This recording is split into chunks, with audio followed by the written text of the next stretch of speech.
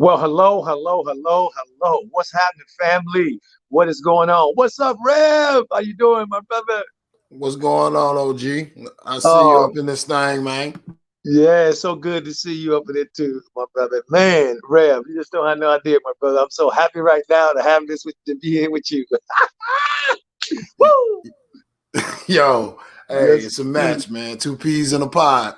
Yes, indeedy, my brother. I'm gonna tell you, Rev.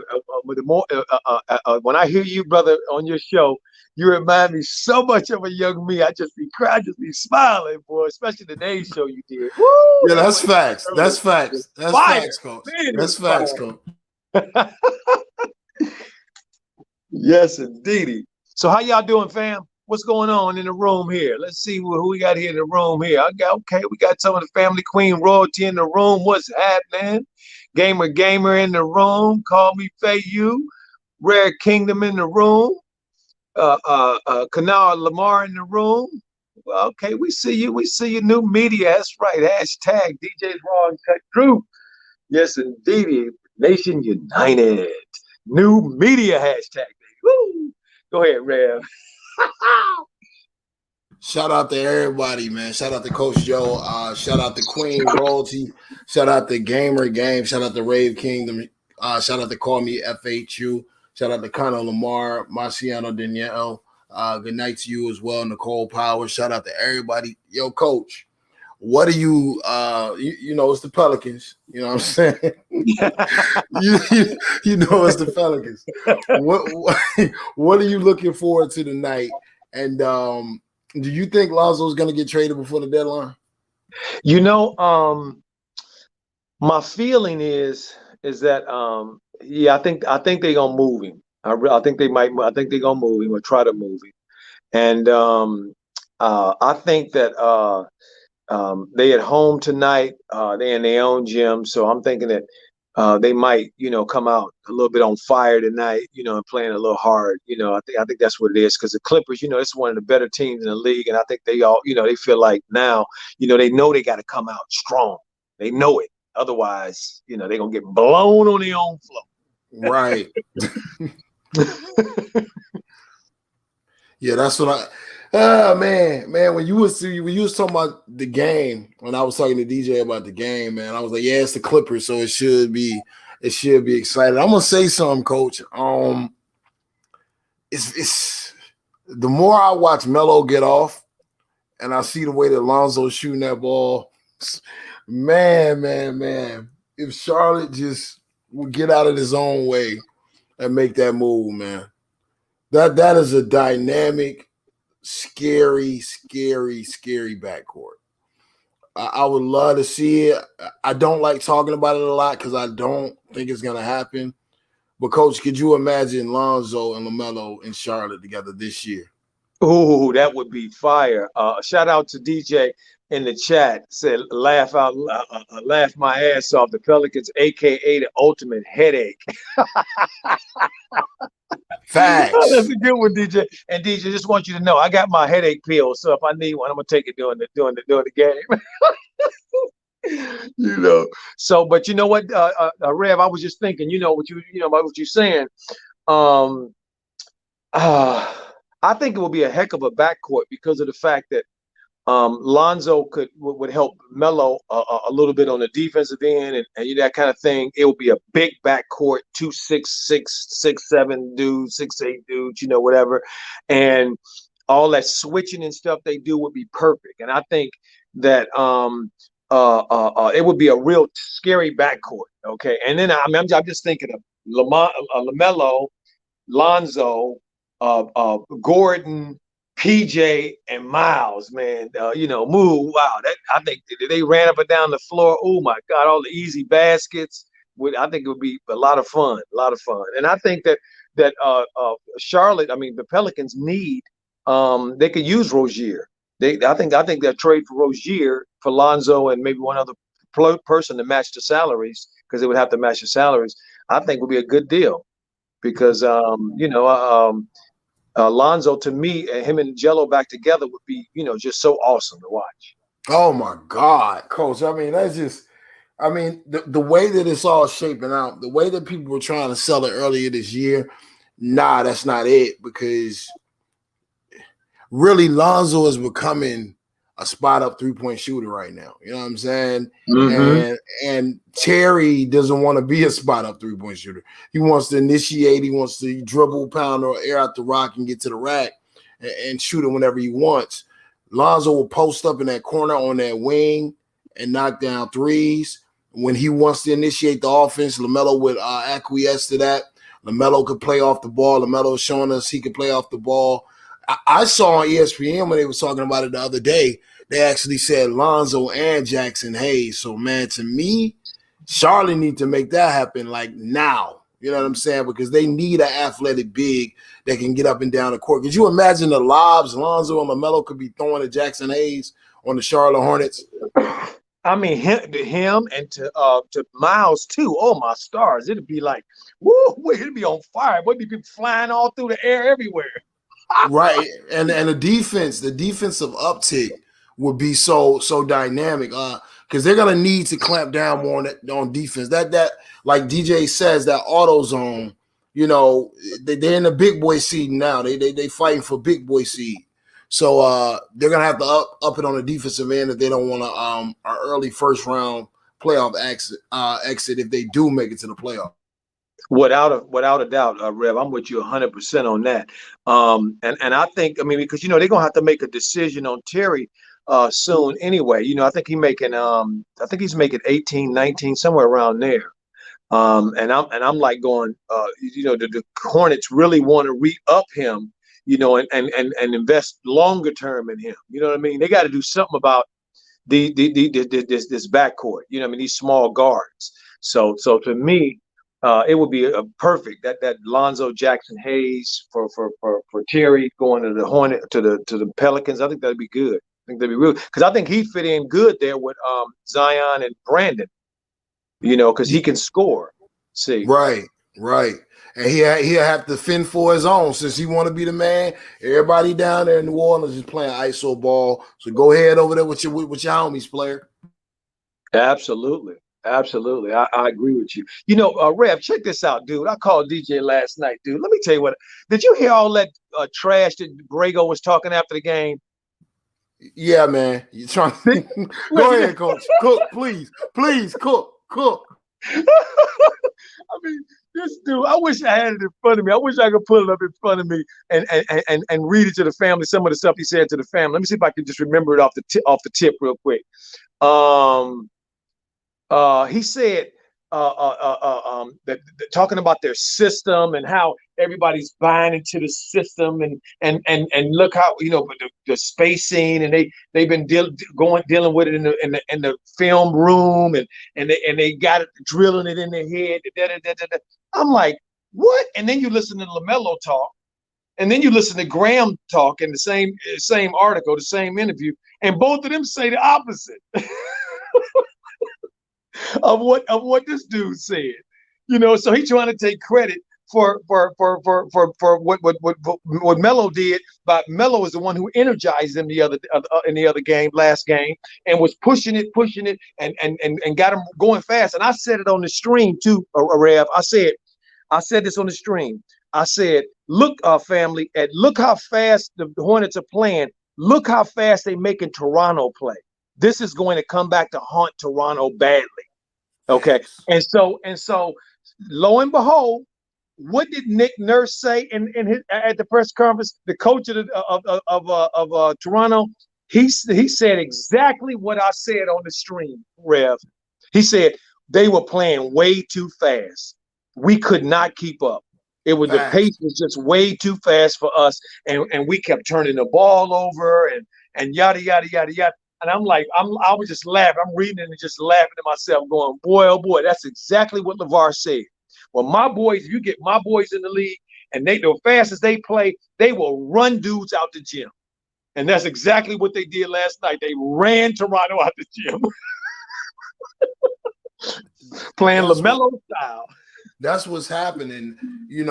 Teams are getting hit with that Chino Hill style, which is the style. This is the future of basketball. is the future of basketball because the NBA wants that style. They just don't know. They don't like where it came from. You know, that's what it is. Facts. They want a system where offense shines, where players are getting up and down the court. You can't touch the guards. Man, that's why Melo probably be like, yo, this is easy. You know what I'm saying? It's just basketball because, I mean, growing up in South Central LA playing against grown men, yo, this man has dealt with every hand check imaginable. And you get to the league and these guys can't really breathe on you. You got to screen every play. Hey, man. Nick Nurse, another thing that he said that was very interesting, Coach, is when he was like, you know, they kept asking him about the other team. And he was like, yeah, but really that was Melo. Because we would make a run, we would get it down to 17 to 20, and he would make a no-look pass in the corner, easy layup, run over. That's finish. That's exactly right, Ram. The show did say that, didn't he? You know what I'm saying? You know what I'm saying? Yep. So, and even with Borrego, what I noticed with Borrego and Devontae Graham about 3 weeks ago, maybe 2 weeks, really on the road trip for Devontae, a little bit before that. But with Borrego understands that he's a bridge coach. And shout out to J&J Video. Shout out to AJ Washington, D. Clark. Shout out to Case in Point. Shout out to Gamer Gang. Shout out to Mohammed Jallo, or Yallo. Shout out to y'all. Shout out to everybody that's listening. But James Borrego, like, we got to understand, these coaches want jobs. They want to stay a head coach in the league. So I started to notice that Borrego, he was the first one out of that front office group to really stop just saying the company line. Because he understood, okay, this is starting to be historical. And if I don't get on this kid's good side and I don't put my stamp on him, then I'm going to be out the door for a bigger name coach. A lot of coaches are going to be interested in coaching this style of ball. So before Mitch, before the other Jordan, and before Michael Jordan, Borrego was really the one that started to change his tone. You know what I'm saying? And I'm not saying in a positive way. To me, it's opportunistic as hell. In the words of the late, great money-making Nip. You know what I'm saying? I hope your opportunity survives the opportunist. That's what James Borrego is being right now, opportunist. But I can't be mad at him. Also, Coach Devontae Graham. The last time we was all on here for the family reunion about a week ago, I made a statement. I was like, I'm starting to like Devontae Graham with Melo better than Terry Rozier. And the reason why I said that, Coach, because I was watching Devontae on the sideline. And every time Melo would do something, Devontae would be demonstrative, jumping up and down, running up and down the sidelines, dapping them up. Facts. You know what I'm saying? They came up with a handshake. So I was like, okay, Tay-Bay understands this place right here is the best chance that I have to get a bag. If I go to another team, I'm not going to get a bag. This guy is the guy. So let me start to acquiesce. Last night proved that. Devontae has become a spot-up shooter. That's what he is now. Yep. And that's what he should have been the whole time. What do you think about that, Coach? Hey, I'm with you 100%. Which way is the wind blowing? Yeah, you better check the temperature. You better check which way, because you might get blown out by a big guster.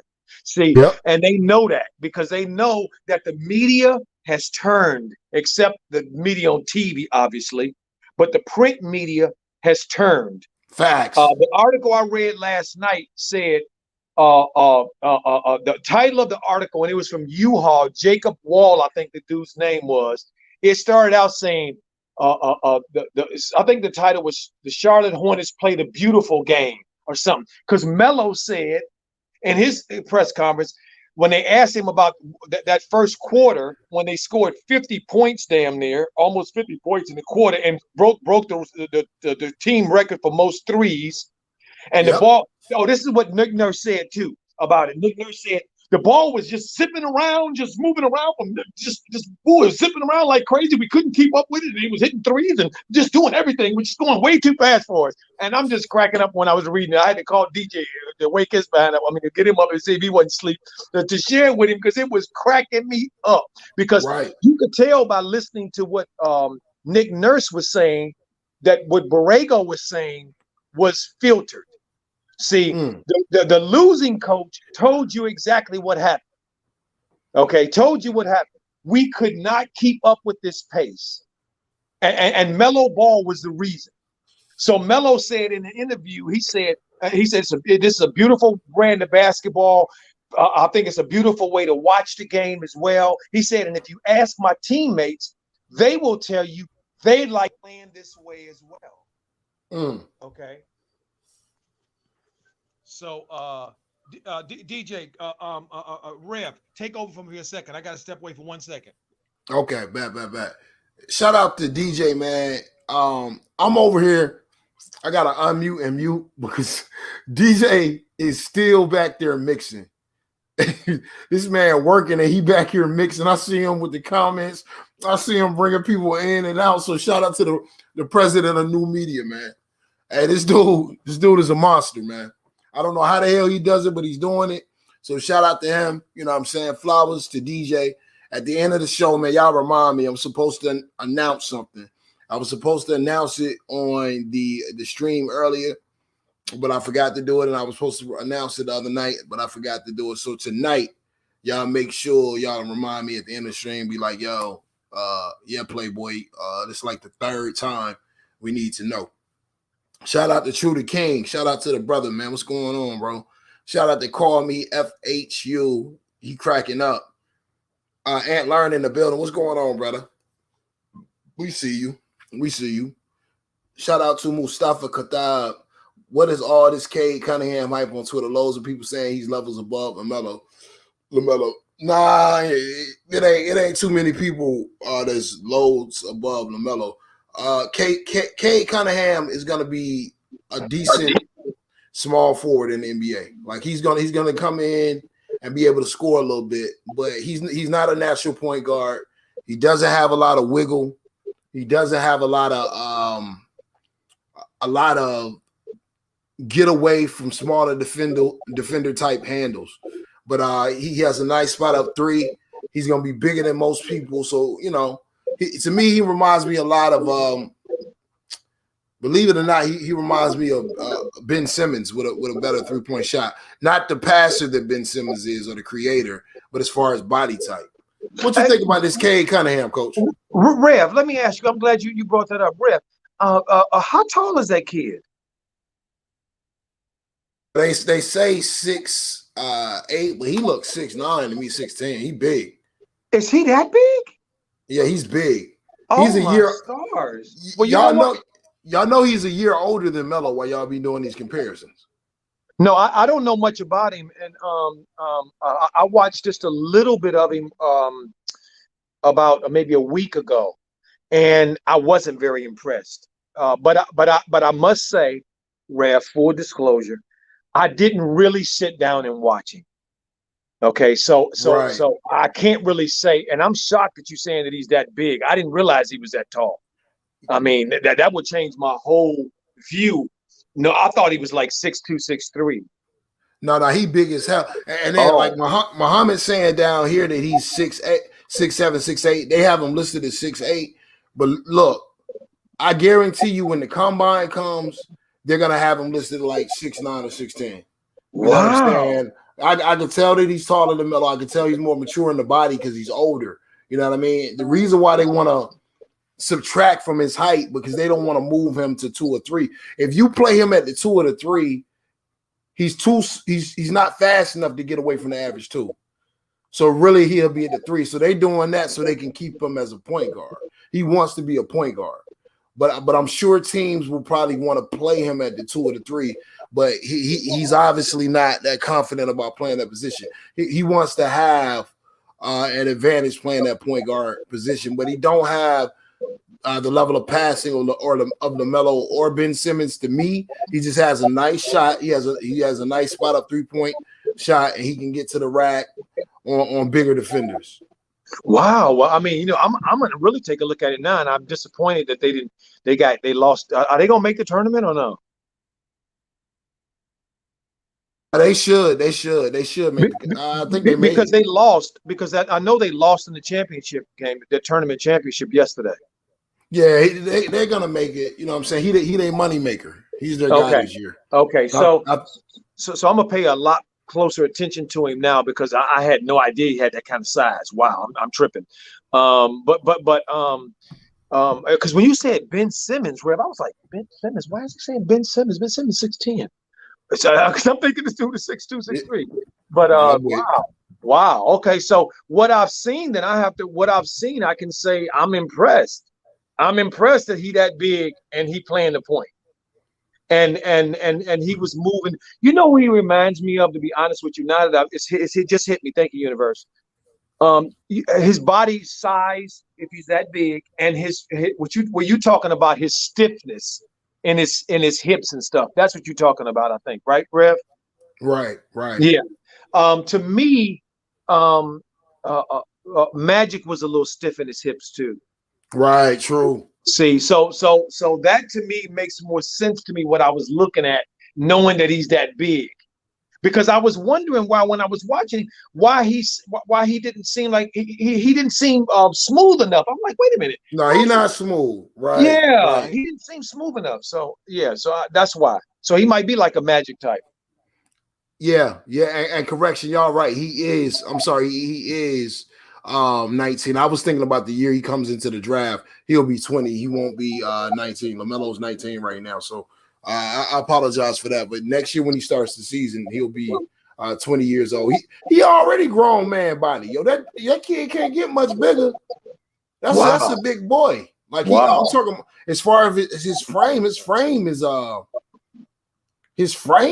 solid already. You know what I'm saying? Like Cade Cunningham is a big boy, but like I said, running the point guard, what you want to do with guys like that, and this is why LeBron, if you ever watch it, when LeBron is playing the point for the Lakers and people start full court pressing him, he passes the ball off. Facts. And the reason why he passes the ball off, because what you're gonna do is you're gonna run a smaller defender under him full court, because you know he isn't as comfortable handling the ball. So Facts. How teams are gonna counter with that though, when Cade gets to the paint, they're gonna try to get him to post up. And a lot of rookies normally don't have a great post up game.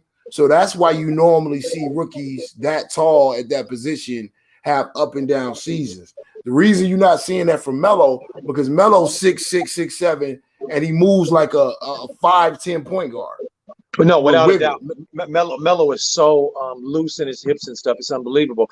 And I'm shocked at all the players that I'm hearing saying that they're shocked at how fast Melo is. You hear that, Coach? Huh? No, I'm saying, you been hearing that, Coach? Oh yeah. Covington said after the Portland game in the interview that he was surprised that Melo was as fast as he was, and that and they talking about fast downhill.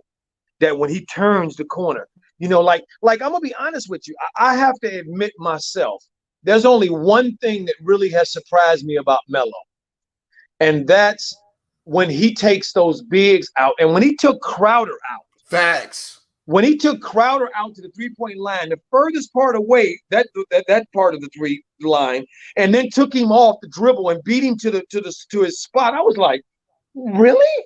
And he got it off. I was like, wow. And Crowder's a hell of a defender. Yes, and even if he ain't still the defender he's still a grown-ass man. Right. Okay, and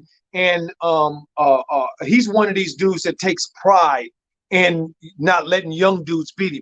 Look, I've been shocked at really, I mean, like the shots that Melo was getting off over Gobert.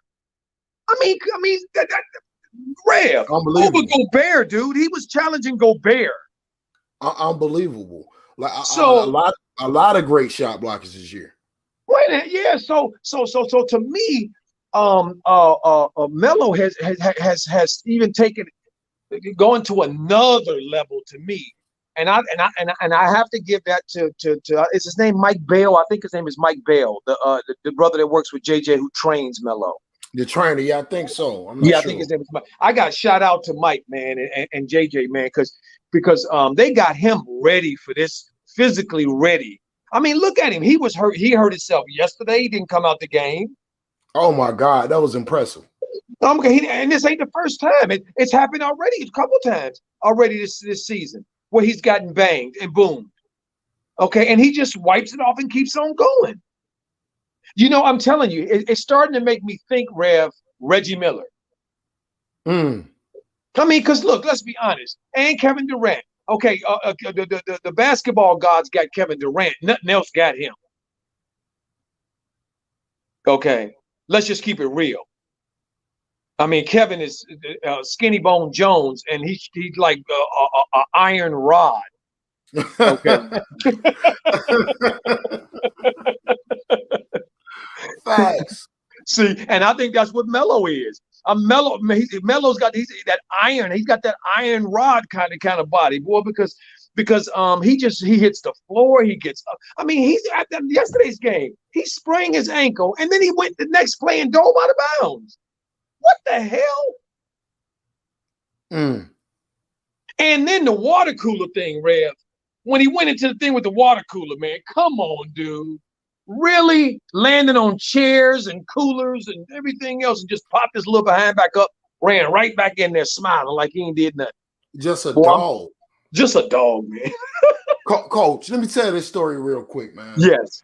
One of my OCs from Los Angeles, he ended up joining the Nation of Islam. But the brother was telling me that, you know, they used to drill them brothers. They used to make them brothers, you know what I'm saying, do martial arts and all this kind of stuff.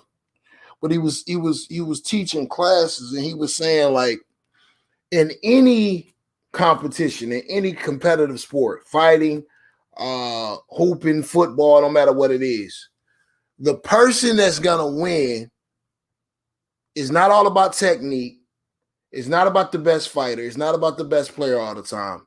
It's about the guy that's bringing more to the fight. Like that wants to fight.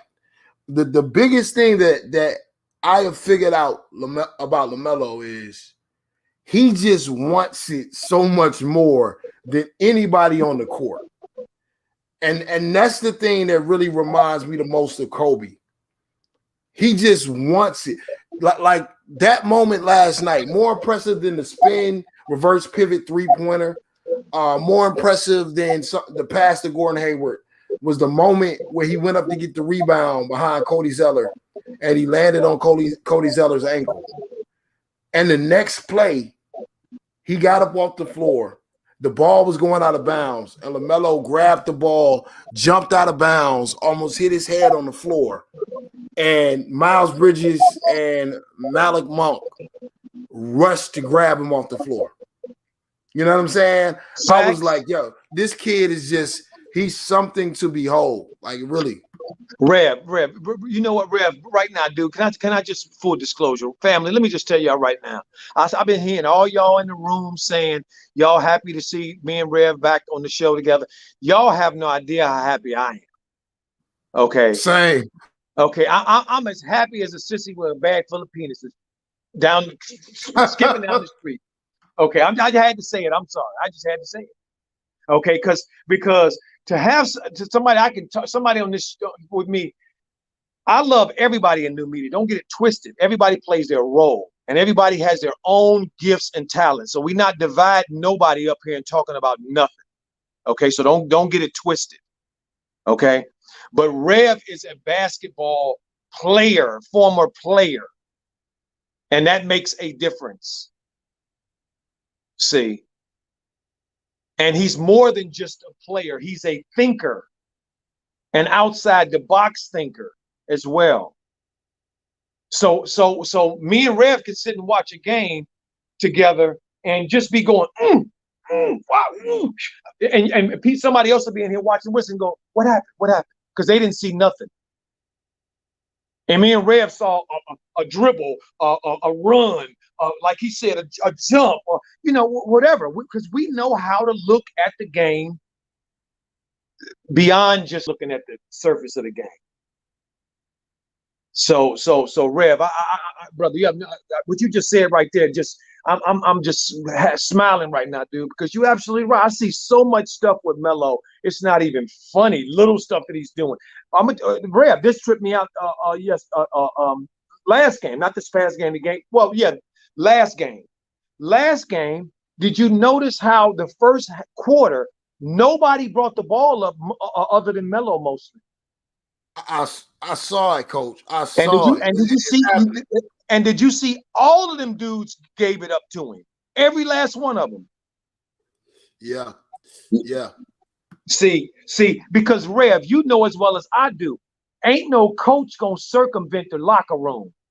Okay, I don't care what you're saying. If Michael Jordan didn't have, if Phil Jackson didn't have the confidence of Michael Jordan was going to back him, it don't matter what kind of sage or meditation stuff he was doing. His ass would have been Big Chief out the door. Okay.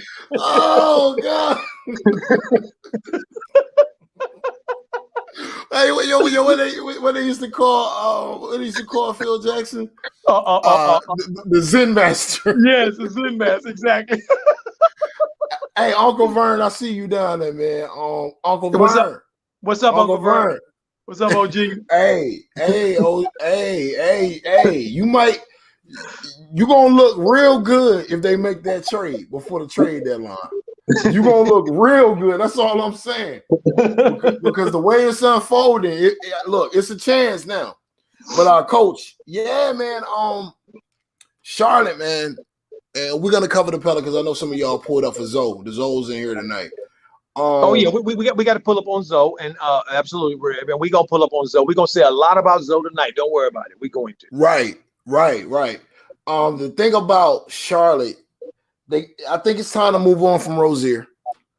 Because I saw the opposite with Rozier on the West Coast road trip. I saw him do nothing. I saw him disappear in big moments. But also, when the team would celebrate a comeback, if Rozier didn't have his numbers, he wouldn't be up. Facts. And like you said, being a guy that was on a team and on teams, you always know the guy that's not satisfied. Not really happy. Facts. But you saw the game before last when Melo had 7 and he had, you know what I'm saying, he had like 12. Rozier had like 12 in the fourth quarter. You know what I'm saying? At the end of the game, Terry Rozier's all excited. Facts. You know, this is his reputation from Boston. He wants to get his numbers. He would rather be on a bad team and get his numbers versus be on a great team and be one of the role players. And you can't win with a guy like that. But you know what though, Rev? This is the thing though that I don't understand that bothers me. Okay, and I know it bothers you too. You ain't gotta be no role player, dude. Facts. Okay, you haven't you realized what lane you in yet? Yep. I mean, goddamn. I mean, Rozier's the last dude that should be jealous of Melo on this team. Him and Gordon should be the last 2 dudes worried about Melo in any freaking way. And they the problems. Exactly right.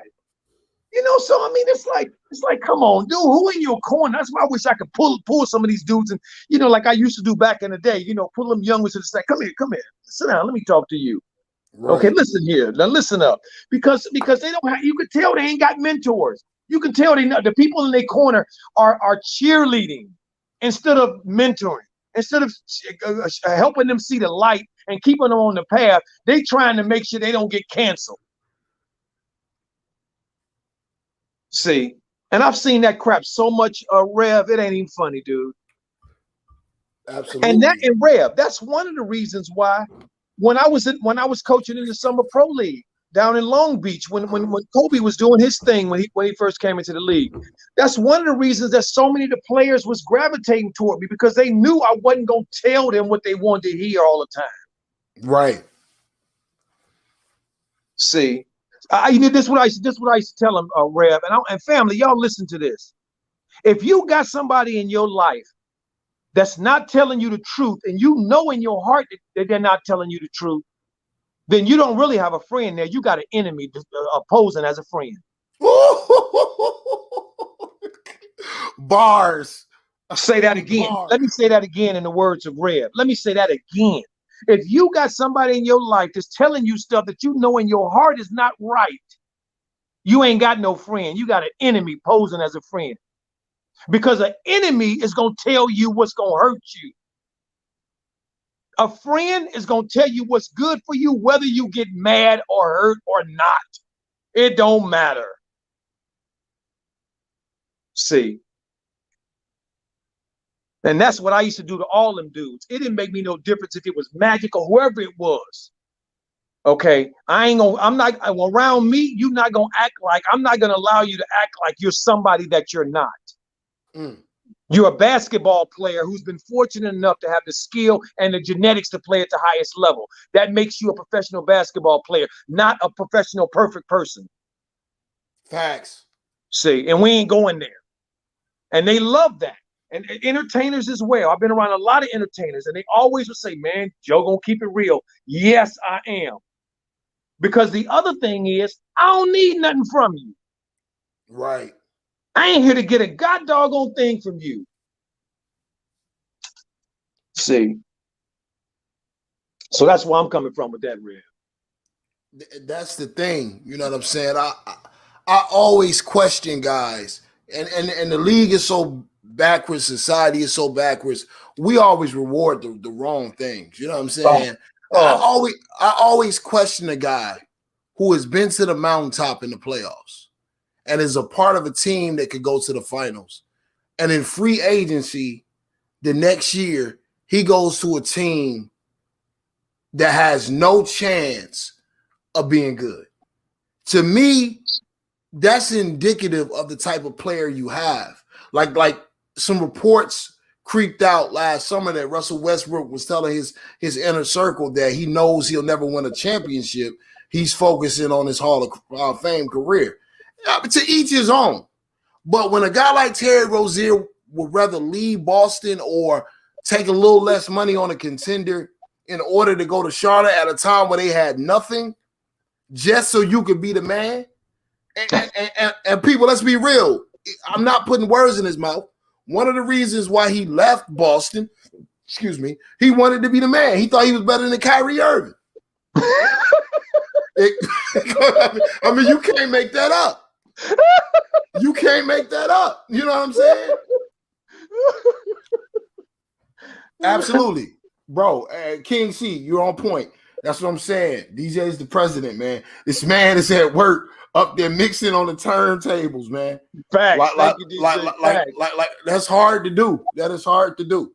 As we say, Rev, as we say that, Zoe just hit that first three, knocked down the first one, all bottoms, draws. Let's go, Zoe. Let's go, Zoe. Hey, tell him LeBron ain't the only ball boy in the league right now. Let's go, Zoe.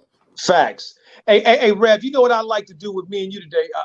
I like for me and you to just to do like we were in the same room. You see whatever you see, just say. You know what I mean? Let's just show the family what it means to watch the game with people that know the game. Got you. You feel me? With that being said, Coach, how do you feel about the JV team, man? Do you feel like they're a threat, the Clippers? That's one of the reasons I wanted to watch it with you. To see that's one of the reasons I wanted to watch it with you, because see, I'm biased, Rev, and I say that I'm biased. Okay, I believe that they cursed, and I don't believe that the curse is going to be broken until never. The differs, man. I look at this team. And I think to myself, as Serge Ibaka just shot a three a couple seconds earlier, when the playoff basketball starts, and see Eric Bledsoe, that's why you're not Lonzo right there. That was a terrible lob attempt. But as the playoffs start, when teams turn it on, the same holes that the Clippers had last year, they got this year.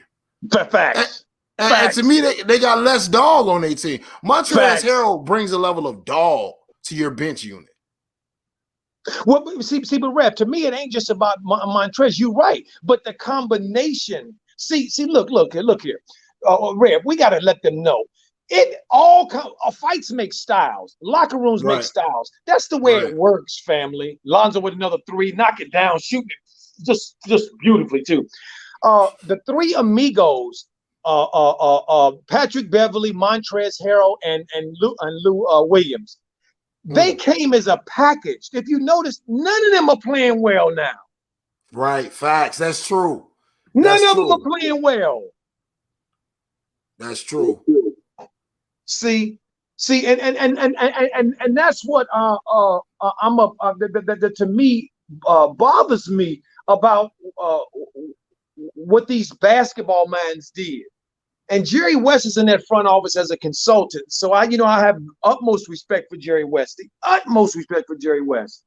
But I think Jerry, I'll say this nicely because I have utmost respect for him.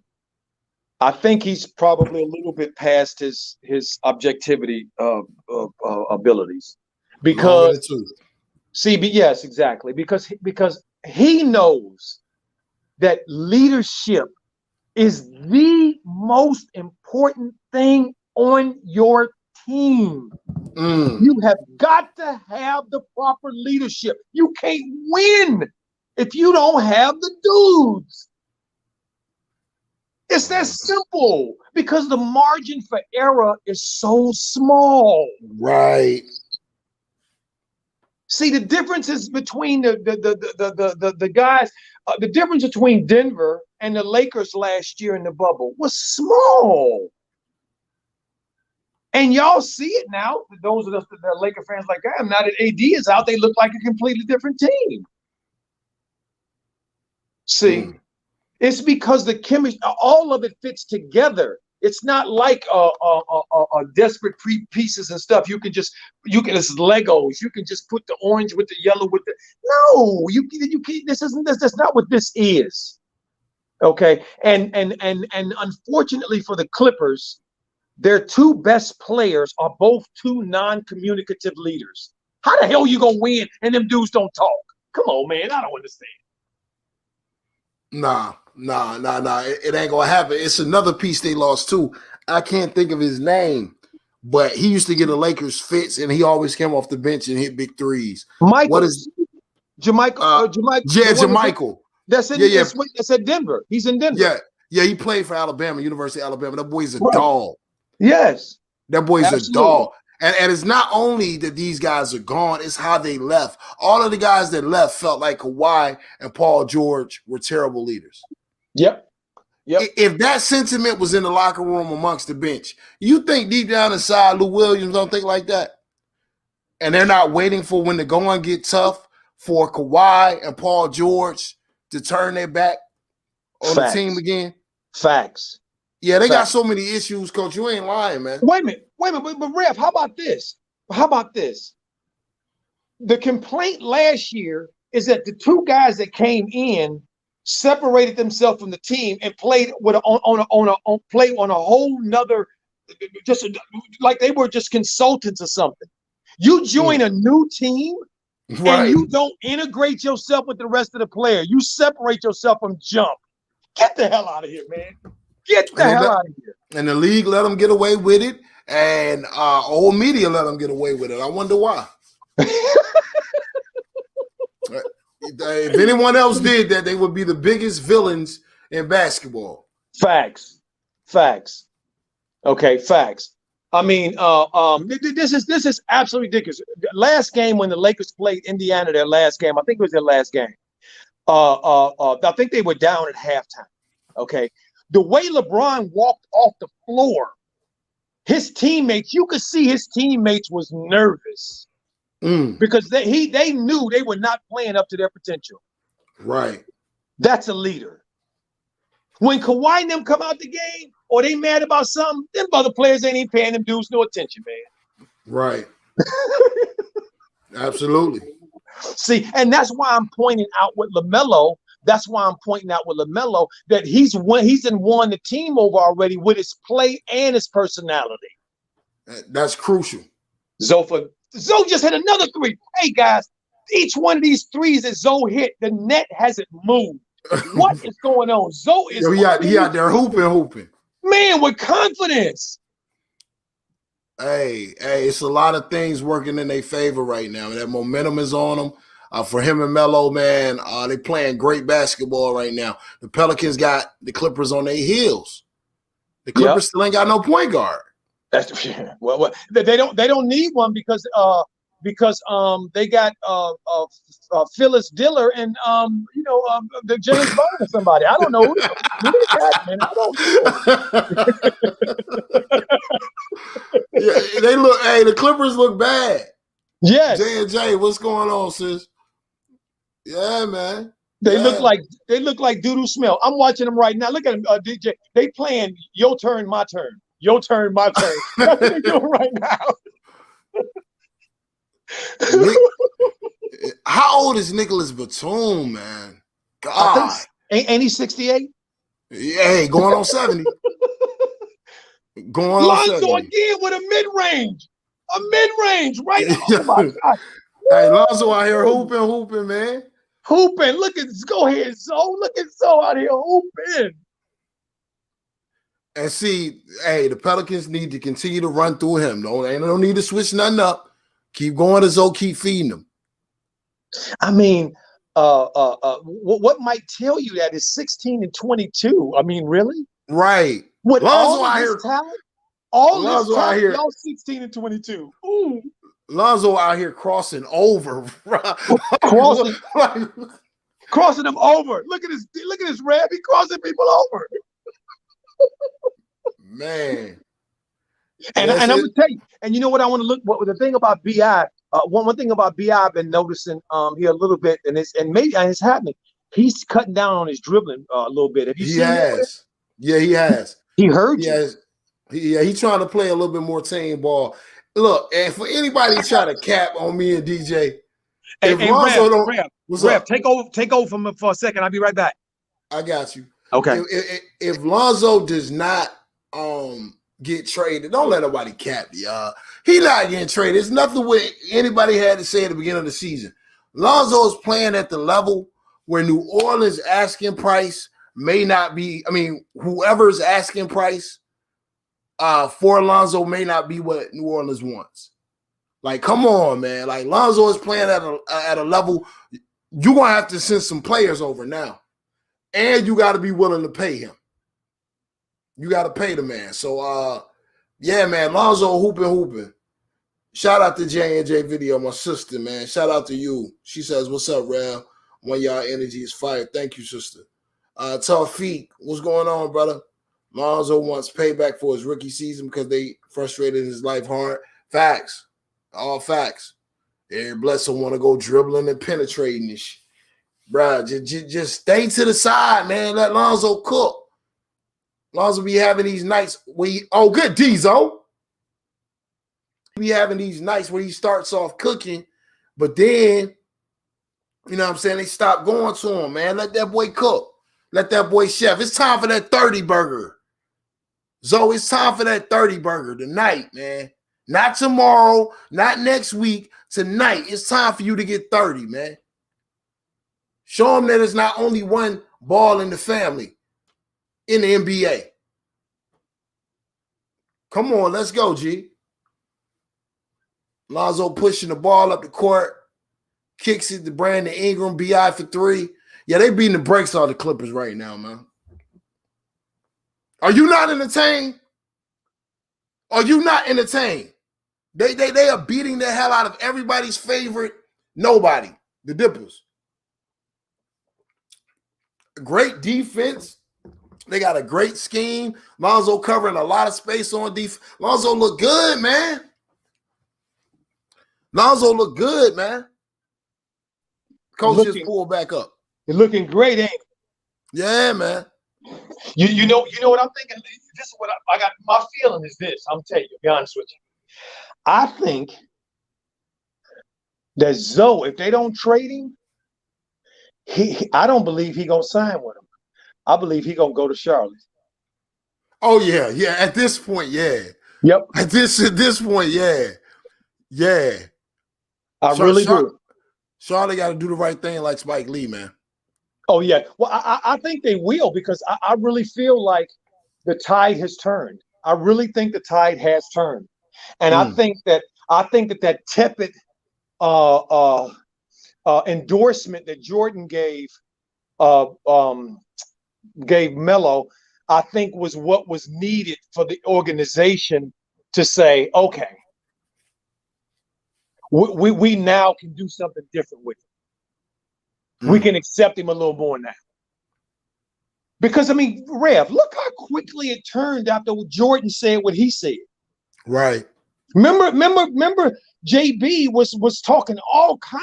He was always telling us how much Devontae was leading to their wins, and how important he was to the team, and how he was so sad that he was out the game, and all this stuff. Remember, he kept saying. And then yesterday, after the press conference, the first 4 minutes he talked about Tebe. I mean, I couldn't believe it. I was like, oh my God, is this the Devontae Graham interview? I mean, special, what is this? Bruh. For the first 4 questions, 4 minutes, and the interviews ain't that long, he talked about Devontae, man. I was like, wow. So clearly he ain't happy with it. Right. Okay, he clearly would have wanted it to go a different way. And it didn't go that way. See, because I think Jordan saying anything, because remember, he was on mute. Okay, he was on mute from the beginning. Right. And I think everybody else was on mute too because of that. And the minute the king said, hey, this is how it is, we like him, I believe then it let everybody else know Michael is on board. See, because JB turned around and Rev, when he did that press conference and actually told the media that Melo is the only one he knows is starting. The rest of them, he has to that was figure it crazy. That was crazy. To me, that was so obvious what he was doing. What he was saying there is, this is what they're telling me I have to do. Right. Okay, because ain't nowhere in the world, if we put him on a lie detector test and ask that dude, hey dude, is Gordon gonna start? He would have said yeah. Is Lurch gonna start? He would have said yeah. Was Rozier gonna start? He would have said yeah. Is PJ gonna start? He would have said yeah. The only person he didn't want you to ask about is Devontae. Because he didn't want to have to say that.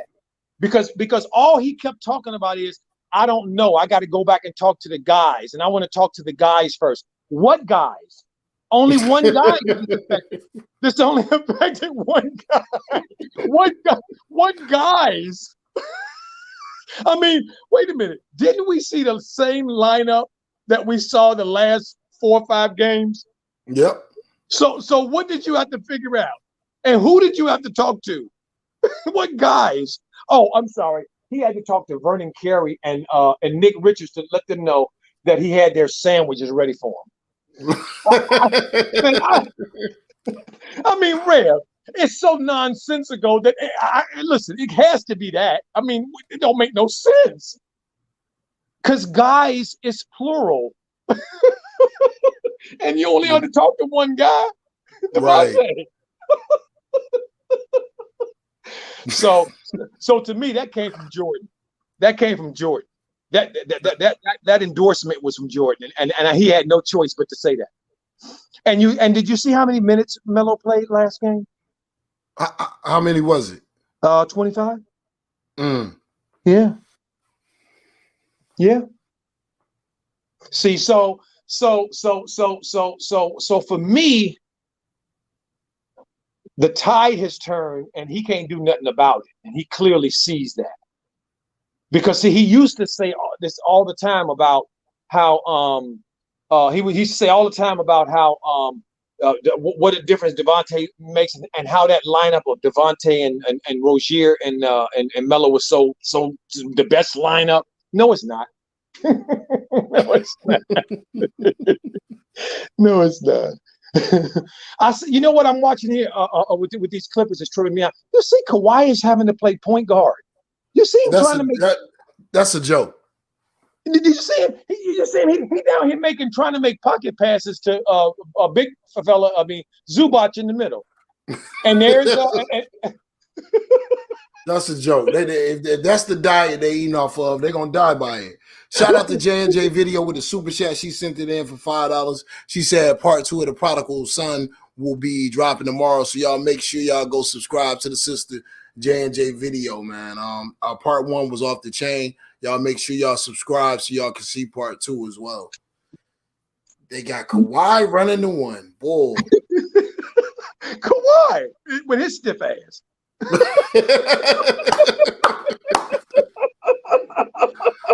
I mean, come on. You got a team that's got Reggie Jackson on it.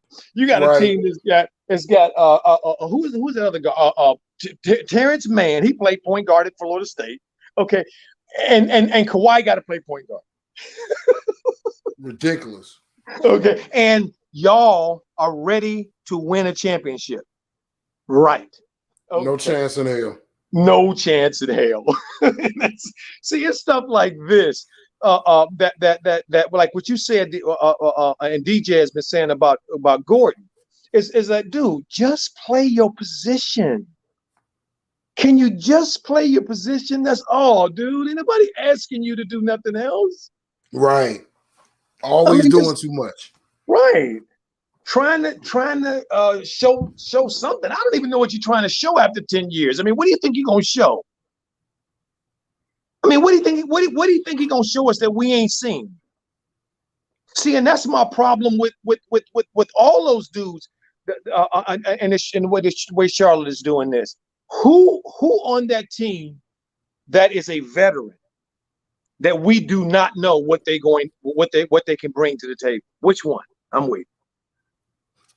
Don't exist. I mean, so the only people we don't know what they can do is we don't know Melo's ceiling. Right. We don't know Vernon Carey's ceiling. We don't know Nick Richards' ceiling. We don't know Miles' ceiling yet. We don't know PJ's ceiling yet. Them other dudes we know. What are y'all trying to see? I mean, Rev, they trying to see. Sound like Mike Tyson when he hit Mitch Blood in the mouth in New York. See, let me say something. Let me talk. Let me say something. Hey, Cicely Tyson. Yeah. Hey, yo, shout out to Mitch Cuz Green, man. Yo, that's a legend. That's a legend, man. Hey, y'all don't know nothing about boxing. Yo, Coach done brought up Mitch Cuz Green, man. What's up? Hey, Rev, I didn't tell you that I used to box too. That's another reason why I said you remind me of me. Yeah, man. A young me. I boxed in the Marine Corps. Smokers. Yeah, I almost made the Olympic team, and I lost in the finals of the what is it called, the service thing, when all the services play, to find out who's gonna go and represent the Olympics, and the dude that beat me, I never forget, his name was Stottlemyre. I can't think his first name, and I really beat him, but they gave it to him because he'd been in the program longer. Right. You know who he had to fight in the trial? Who? Mark Breland. Oh yeah, Breland. Yeah, Breland. Breland was a bad boy in the amateurs. Wait a minute. So you know what happened to him, right? He got laid out. He got knocked the fuck out. I know he got laid out. Breland was a bad boy in the amateurs, man. Yo, somebody said something that I wanted to read. I think it was Ray Kingdom. Ray Kingdom said after the game, the Clips are calling for Zoe Simple. Clutch Sports player. Slow down. Slow down. Rich Paul is not doing anything to make the Clippers stronger. You better believe that. That's right. Especially sending one of LeBron's favorite people in the league. He's not sending Zoe to no goddamn Clippers, bro. That ain't happening. I mean, I see the fit. I see how it will work perfectly. But nah. Rich Paul will probably be fired, or some happen. You know what I'm saying? If he made a move like that, he wouldn't even let Twin really leave New York and go directly there. So Facts. I don't see that happening. Facts. Hey, Rev. Golden State beat Utah tonight, and Utah had 4 dudes with 20. I don't believe in Utah, Coach. Well, are you listen? Are you saying that you don't believe that you can rub somebody's butt and a genie come out? Come on now. Yeah, Utah. If Golden State beat Utah, I mean, I wouldn't be really. The Hornets could have beat Utah on the road. You know what I'm saying? They went into the game fourth quarter. They were up 11. You know what I'm saying? And they went away from what was helping them win, which was Melo, of course. But Golden State, man. Golden State is everybody's sympathy team this year. You know what I'm saying? Mm-hmm. I don't understand the infatuation with them. I saw James Wiseman was trending today on Twitter, and I already talked about him a little bit today. But that's because you talked about it. That's why he was trending. Right. You know what I'm saying? Our guy when he trends, he's scoring like 25, 9, and 7. When James Wiseman trends, he's scoring 16 points. I'm gonna leave that alone. I'm gonna leave that where it is, man. But that's the fact of the situation. New Orleans is looking good tonight, but y'all know with the Pelicans, can they keep it up? It seems like this is the type of organization they snake bitten. Anything that can go wrong will go wrong eventually, but hopefully they keep it up.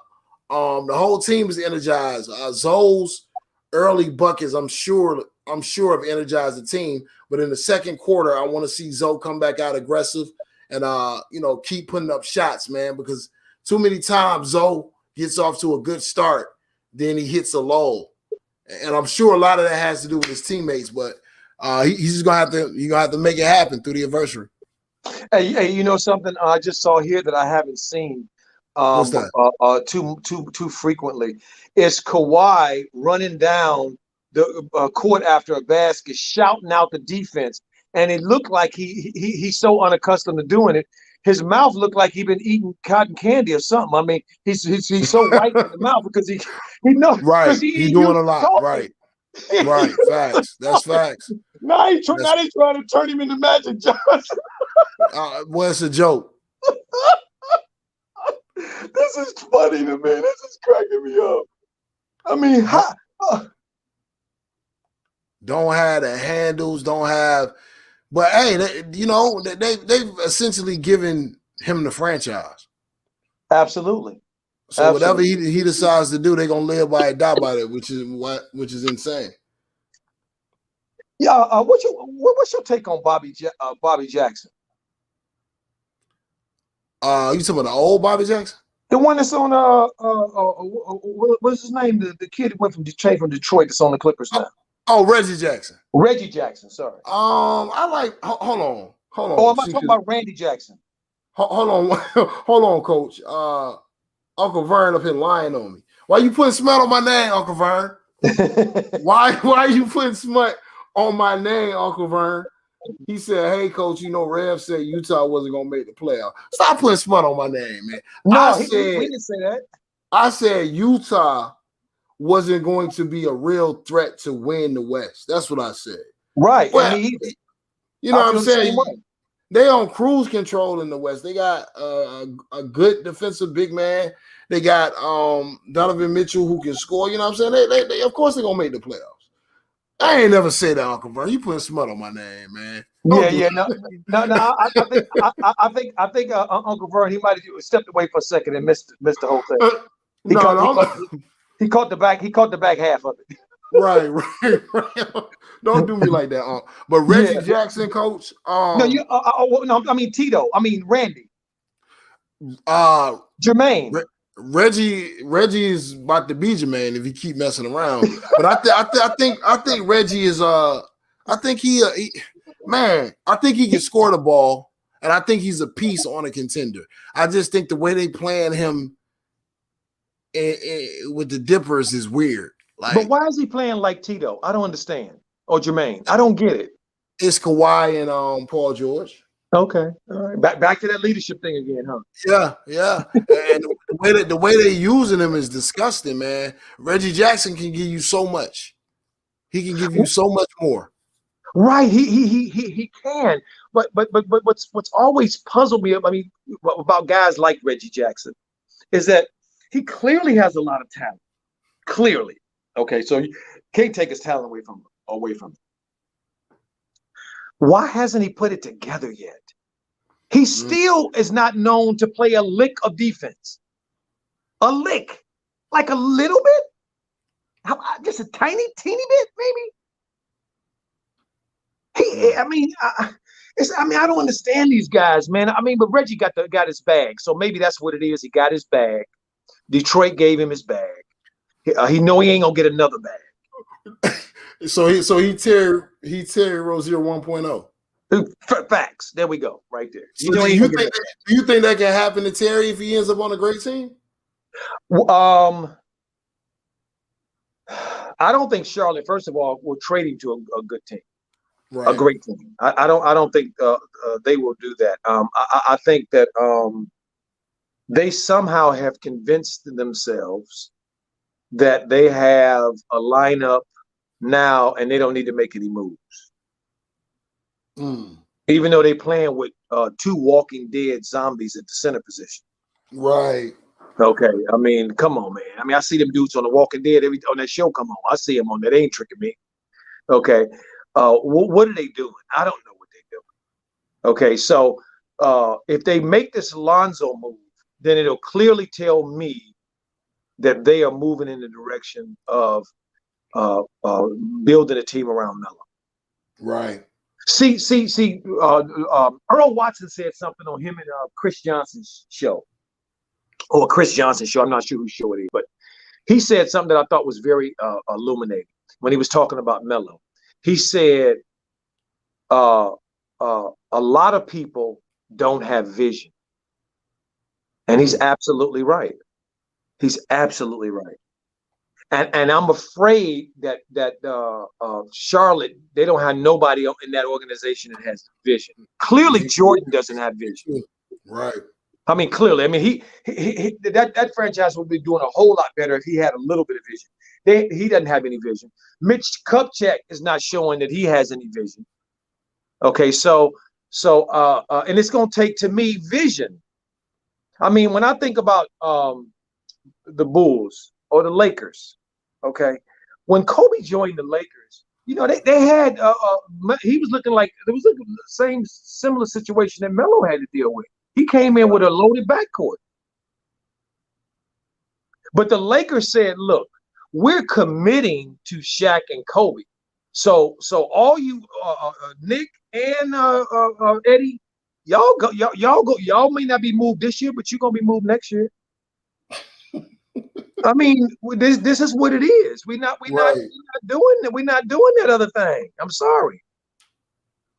See, that's vision, and that to me came from Jerry Buss. Because Jerry Buss was like, I ain't having no nonsense. I'm willing to put winners on the floor, and I want to see winners on the floor. See, it came down from the top. So they didn't have the situation like Charlotte has, where they have to hem and haw and do all that other stuff. Who is this limping off the floor? Is that Alexander? Okay, Alexander. Shucks. So to me, that's what the deal is with Charlotte. They have more questions than Melo could have possibly have had. Don't nobody have any idea what the hell they're gonna do, including their coach, obviously, who just told us a few days ago that he was picking that he could only tell you one person was starting at the halfway point. At the halfway point in the season, the coach told you that he only knows one person that's starting. If that's not illuminating, I don't know what is. A joke. See, I mean, he's throwing shots. He's throwing shots, clearly. See, I like this little Kieran Lewis dude. I got to tell you Me that. too. Me too. Yeah, me too. He got a lot of dog in him. See, the problem with this Clipper team to me is is that Paul George and Kawhi Leonard are both scorers. They both primarily put the ball in the basket and play defense. So when the balls are in their hands, like right now, Paul just almost turned the ball and then they ended up turning it over. Or they almost got it. Man got it back. But that little exchange right there, it's like you're only going to get one or two things from them when they got the ball in their hands. Okay? You either going to get them to attempt to pass it to somebody or they going to shoot it. They ain't making no plays for nobody. That's the facts. Okay, and I don't care what anybody says. In the NBA, you have to get easy baskets to win a championship. You got to get easy baskets. The whole 48 minutes can't be a damn grind. Got to get those easy buckets. Got to get some easy buckets. See, so what you think of this Jackson Hayes, man? I like it's something about him I like, but it's something that's missing. And I'm thinking it's some coaches, man. I don't know. I just see you just said it perfectly, Coach. Something is missing. I like him a lot, especially on the right team. Like he needs to be on the team where all he does is get up and down the court and rim run and gets lobs and stuff like that. But something is missing to his game. Something is missing to his personality. I can't put my hands on it, but I think he could be a valuable piece for somebody. I just don't. I don't know what's going on. Like you said, maybe it's coaching, maybe it's development. Well, I mean, I think you made a good point when you were talking about Wiseman. Clearly, there has to be a plan for a big guy if you're going to draft a big guy or you're going to bring in big guys. Right. There has to be a plan. And with this team, it don't look like there's a plan at all for Jackson Hayes. No, he looked like he's doing the same thing he was doing when they drafted him, running around, not really knowing where to be half the time. See, so I don't know. But I like him. I like him. Me too. But we're gonna have to see. Devontae Graham was really interesting to me in the press. He did after his presser yesterday's game. He talked about them moving the ball and them playing free. That's also what Nick Nurse said. He said that the Hornets were playing free. See, I thought that was so amazing that he said that. You know what? Listening to him, I almost if I didn't know better, I would say Nick Nurse was auditioning for the new coach of the Hornets. Absolutely. I swear. I mean, because what he described and how he described what they did and what their strength was perfect. It was exactly what it was. I was like, wait a minute. I ain't never heard JP say this. It sound like a dude that's with a girl and he looking at another girl. Yeah. That's what it sounds like. It sounds like he over there wishful thinking. And news flash, breaking news: Anthony Edwards just got hurt. No. Might be a rib injury. Rib? Yeah. How he get a rib injury? I told you he playing 100 miles per hour right now. He's trying to score a lot, so he was going to the rack, and somebody put that chicken wing in his rib cage. Oh shit! Yeah, so I don't know. They just took him to the back. He might have got the wind knocked out of him, but the way he's grimacing, it could be a rib injury. Right. Oh, I hope the young fella's all right. Me too. I like the dog. I like the dog he play with. I like Anthony Edwards. Yeah, I do too. He's shown that he has another year. Mm-hmm. Yep. You know, that they didn't know about. Right. See, you know, so Devontae was talking about how them playing with ball movement, them playing with a quicker pace. How long have we been saying this? We've been saying this forever that this is what they need to be doing. Yep. Okay, but it seems like they needed a 19-year-old to lead them there. Right. Because them other dudes weren't capable of leading them there. See. Well, you know who we ain't mentioned one time here, Rev, tonight is Beverly. Where the heck is Beverly? I was just thinking that because I was looking forward to seeing that matchup tonight. And the dude they paid all that money for. The cat from Detroit played for Duke. Yeah. Where's he? That was a terrible pickup. that was a terrible god awful pickup. They were just trying to make up for everything they lost. But there's a lot of talk about Patrick Beverly being traded, man. To be honest with you, they sick of him. Yeah. See, this is what happens, Rev, and you know this as well as I do. The things that they like about you when things are going well, they don't like about you when they're not going well. Facts. See, and he's one of those guys who is polarizing. So it's that old saying. Well, it's that old saying. They say, well, I want him on my team, but I hate playing against him. Well, that's just a nice way of saying we really didn't wish to have to deal with him at all, to be honest. Right. Okay. But since he's on our team, we happy he's over here. That's really what they're saying. And to me, the Clippers are finally saying, you know what, we just don't want to deal with this.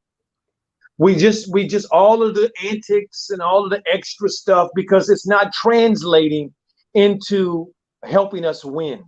It's turning into a fucking sideshow. See, all that nonsense about, what a great defender you are, and you defended LeBron and all that. And all of that stuff is fine and dandy when you're talking that jazzy talk when you're talking that jazzy talk at the beginning of the year. But when the season starts and it's time to put in work, now we don't want to hear all that stuff. Now we want to know, can you do the stuff we need you to do? Right. And apparently he can't. Because if he could, they wouldn't be looking for a point guard.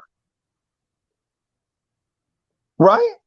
Yeah, absolutely. Patrick Beverly is one of those guys that Jackson Hayes just falls so funny, man. Like for him to be so coordinated, he falls uncoordinated. To be, Anyway, that was a side note. But Patrick Beverly, man, he's one of those guys that allowed the league to really break his style, and he just started doing what he felt would keep him in the league.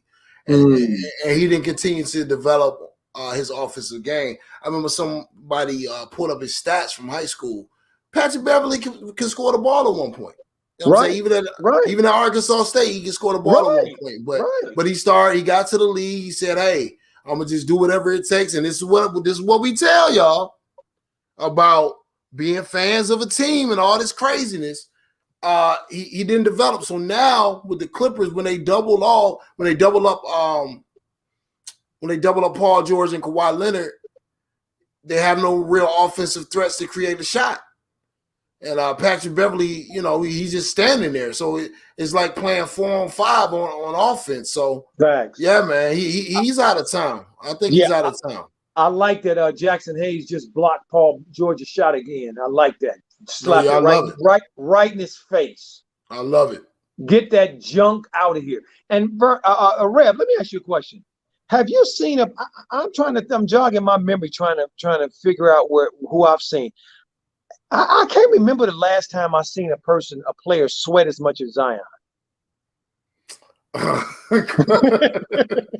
Coach, you said something. I ain't gonna repeat it, but you said something one night, man. I swear, I think it every time Zion comes off the court. I think it, and you just said it one night, and I was rolling like, that is what he looked like when he come off the court. Jordan used to sweat a lot. Who, Jordan did? Yeah, Jordan used to sweat a lot. In the first couple minutes? Man, Coach, you know Zion probably ain't gonna be in the next 7-8 years playing at no high level, man. You can't, like I always say, them knees were not made for a 45-inch vertical. They just weren't. Right. That's you know what I'm saying? That's right. Like on that body. So everything they love about Zion, they better get it out of him right now, because he's never really in any real condition. Everything he's doing is a credit to the hard work he put in and his athleticism. You know what I'm saying? Like he's very athletic.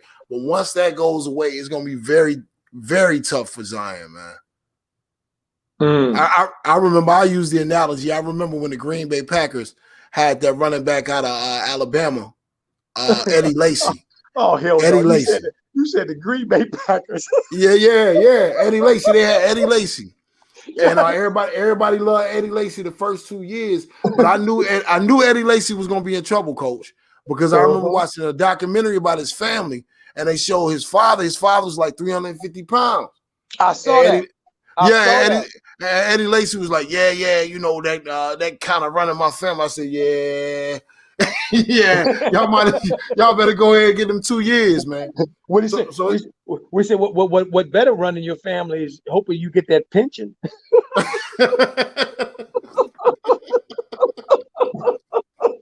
That's what you're looking at.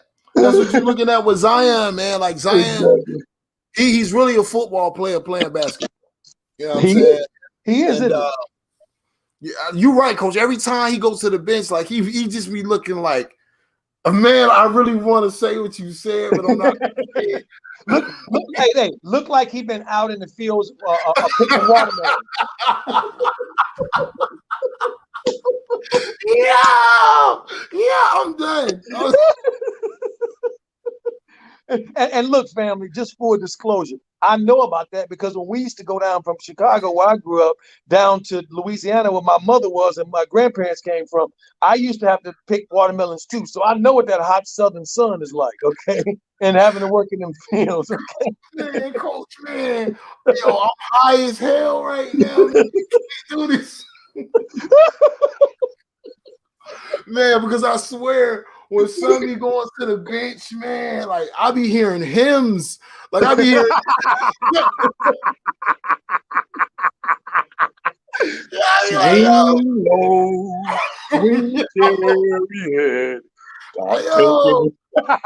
It's so real. It's so real, John. Henry's hammer, man. Like, dude, like, and I wonder, do you think they're doing stuff within the organization to keep his weight now or to get his weight even lower? What do you think, Coach? Like, are they just like, we're gonna get the best out of this?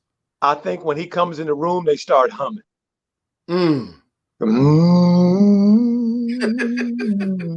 Like my mama used to do when my father would come home with his head tight. She started humming church songs in the kitchen. Lord. Man. I think that's what they do. Because Rev, you saying it. Them knees can't take it. I don't care what you talking about. No. Okay. And your back ain't gonna be able to take it either. I don't care what you talking about. Facts. Okay. We know what this game is. It ain't gonna happen. Right. Yeah. So, and I love Zion. I think he's a great kid, man. I love Zion. I think he's amazing.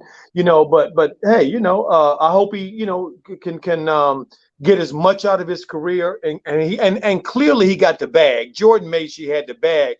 Mr. Kids don't earn nothing, we earn things. Okay, right. Mr. These kids don't earn nothing. Gave Zion $75 million. Mr. Don't earn nothing. So all this old nonsense. It's like that same thing Bill Cosby. When he was telling us about pulling our pants up while he pulling his down. Save all that crap.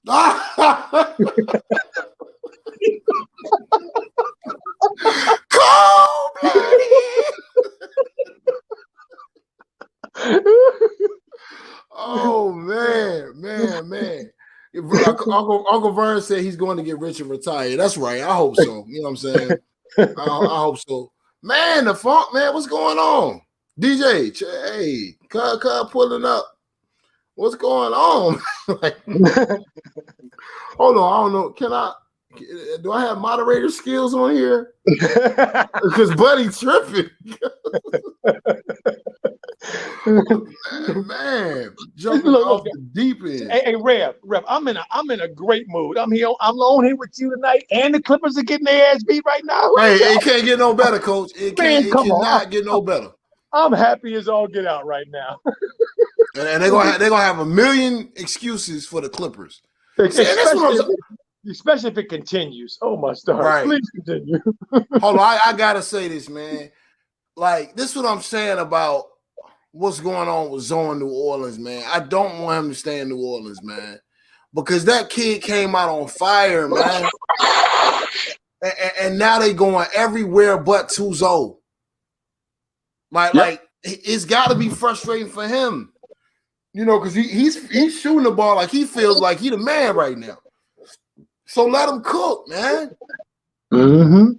And that was a blocking foul on Paul George. His feet weren't set. Sure was. And wait a minute. And then they called one on the same foul they called on Lonzo when he had it, but then didn't call it on George. You know how it is. They don't want the Pelicans to win. Yeah, absolutely. Absolutely. I tell you who I really like on this Pelican team. Really like. Here goes Zoe. Let's see if we're gonna do it. We're gonna do it. There you go. You just said it, Rev, and here it comes. Again. Go to him. Feed him. Okay, man. go to him. 4 for 5 from the 3-point line. He saw his little brother went 6 for 9 last night. Right. Don't get it twisted. He know damn well he ain't gonna be able to face Melo on the phone tonight if Melo hit 6 of 9 and his ass didn't do nothing and went 1 for 5. Right, so right. That wasn't happening. Right, absolutely.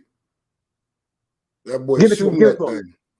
Ooh, went around. Ooh, Lonzo shuck a muck. Man, if he could have just, but he couldn't. He almost had a really nice move against Kawhi. And I know Kawhi was going, wait a minute. I know I had him right in front of me. Where the hell did he go? Right. Kawhi is slow. Okay. He is. He's just so strong. Slow. Yeah, he's just so strong, man. He's so damn strong. Right. Hey, did you hear what he told Charles Barkley the other day after the game? Man, cracked me up. One of the best things I've been.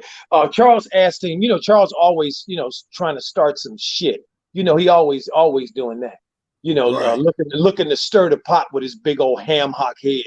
For real. So he asked Kawhi after they beat the dog doodle out of I think it was Golden State the other day.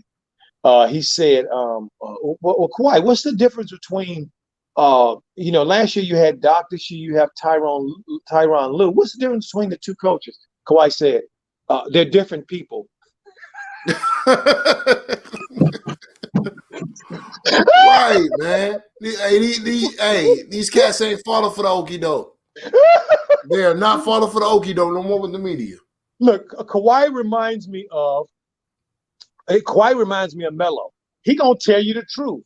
Right. If you ask him a question, he's not gonna prevaricate or tell you no lie. He's gonna tell you exactly what is going on. I can see him right now. Oh, they're different people. Exactly. I can see him. And then the egg on Charles's face afterwards. Right. You gotta love it. Yo, any call they can call against Lonzo, they call it. Anything. Mm-hmm.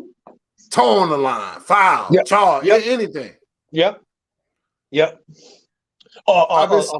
Lonzo got a thread hanging off of his shorts.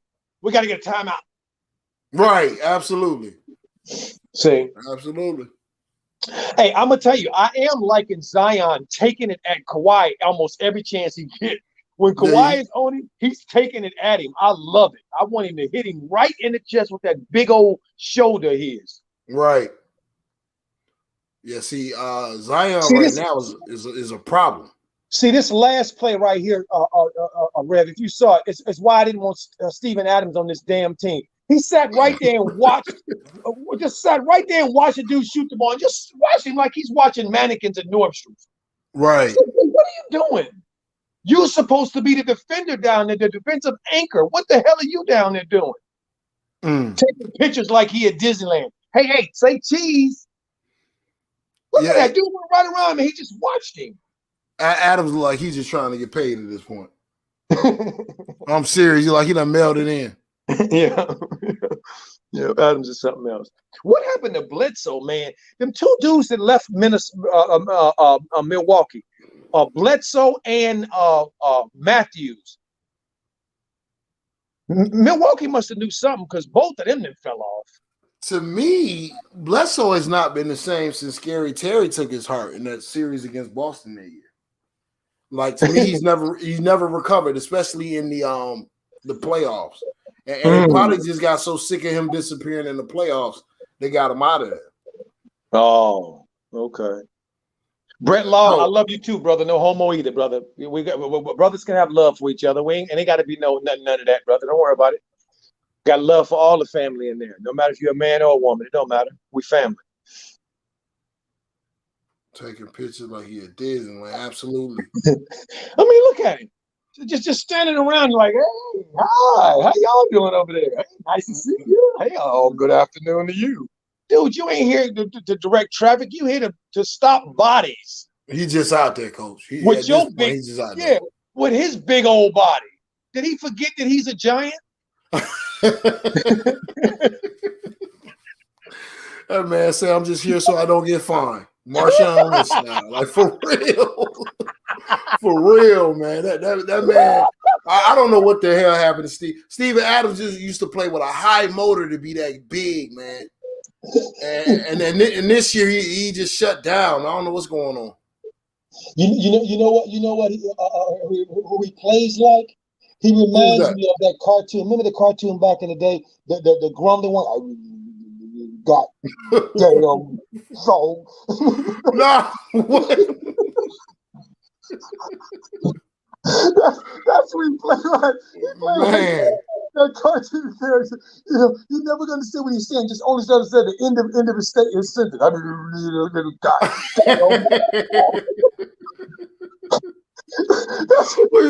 are you talking about? Are you talking about Boomhauer? Yes.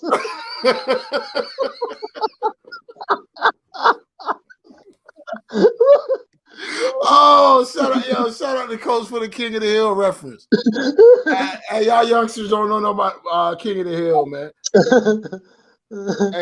Hey, Ravi Maraj, are you good, my guy? I don't understand that comment. Who is it? Ravi Maraj. I know what he's saying. He's saying, surprise, happy birthday.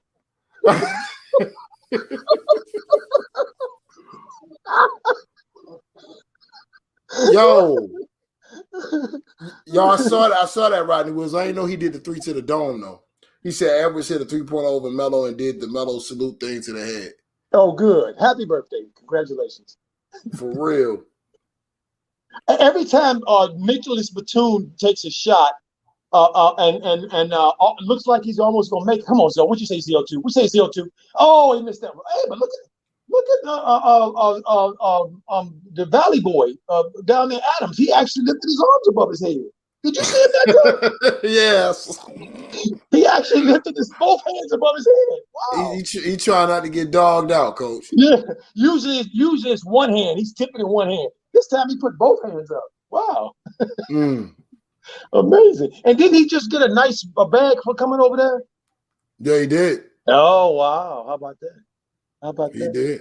Interesting. Wow. But the Clippers running Nicholas Batum like he is the guy out here. Like, I mean, if you're a Dippers fan, first off, why the hell are you a Dippers fan? But second off, like, what is your organization doing, man? Y'all don't have no draft picks. Y'all gave everything up for Kawhi and Paul George. Are you happy with the direction of this franchise? What's up, Wealth Engineer? What's going on, bro? Well, they are happy because I just saw a thing just came up on my screen because I'm watching the Fox feed, actually, the Clipper feed, and I just saw a little thing came up on my screen, a picture of Kawhi, and it said he was holding up a T-shirt, and it said "Fun Kawhi," and I was thinking, I said "Fun Guy," and I'm thinking, who is a fun guy? Facts. The dude holding the T-shirt. Facts. Really? So wait a minute, are y'all this confused that y'all think Kawhi? Y'all got Kawhi advertising a shirt that says "Fun Guy," a guy that doesn't talk. So how do we know if it's fun? Right. That's facts. See, they can't get they can't get this right at all. This thing is so bad, boy. It is. It is like a marching band, and the instruments are all out of tune. That's the Clippers. And they paid $1 million for every instrument. Right, just stomping up and down the street. What the hell is this noise?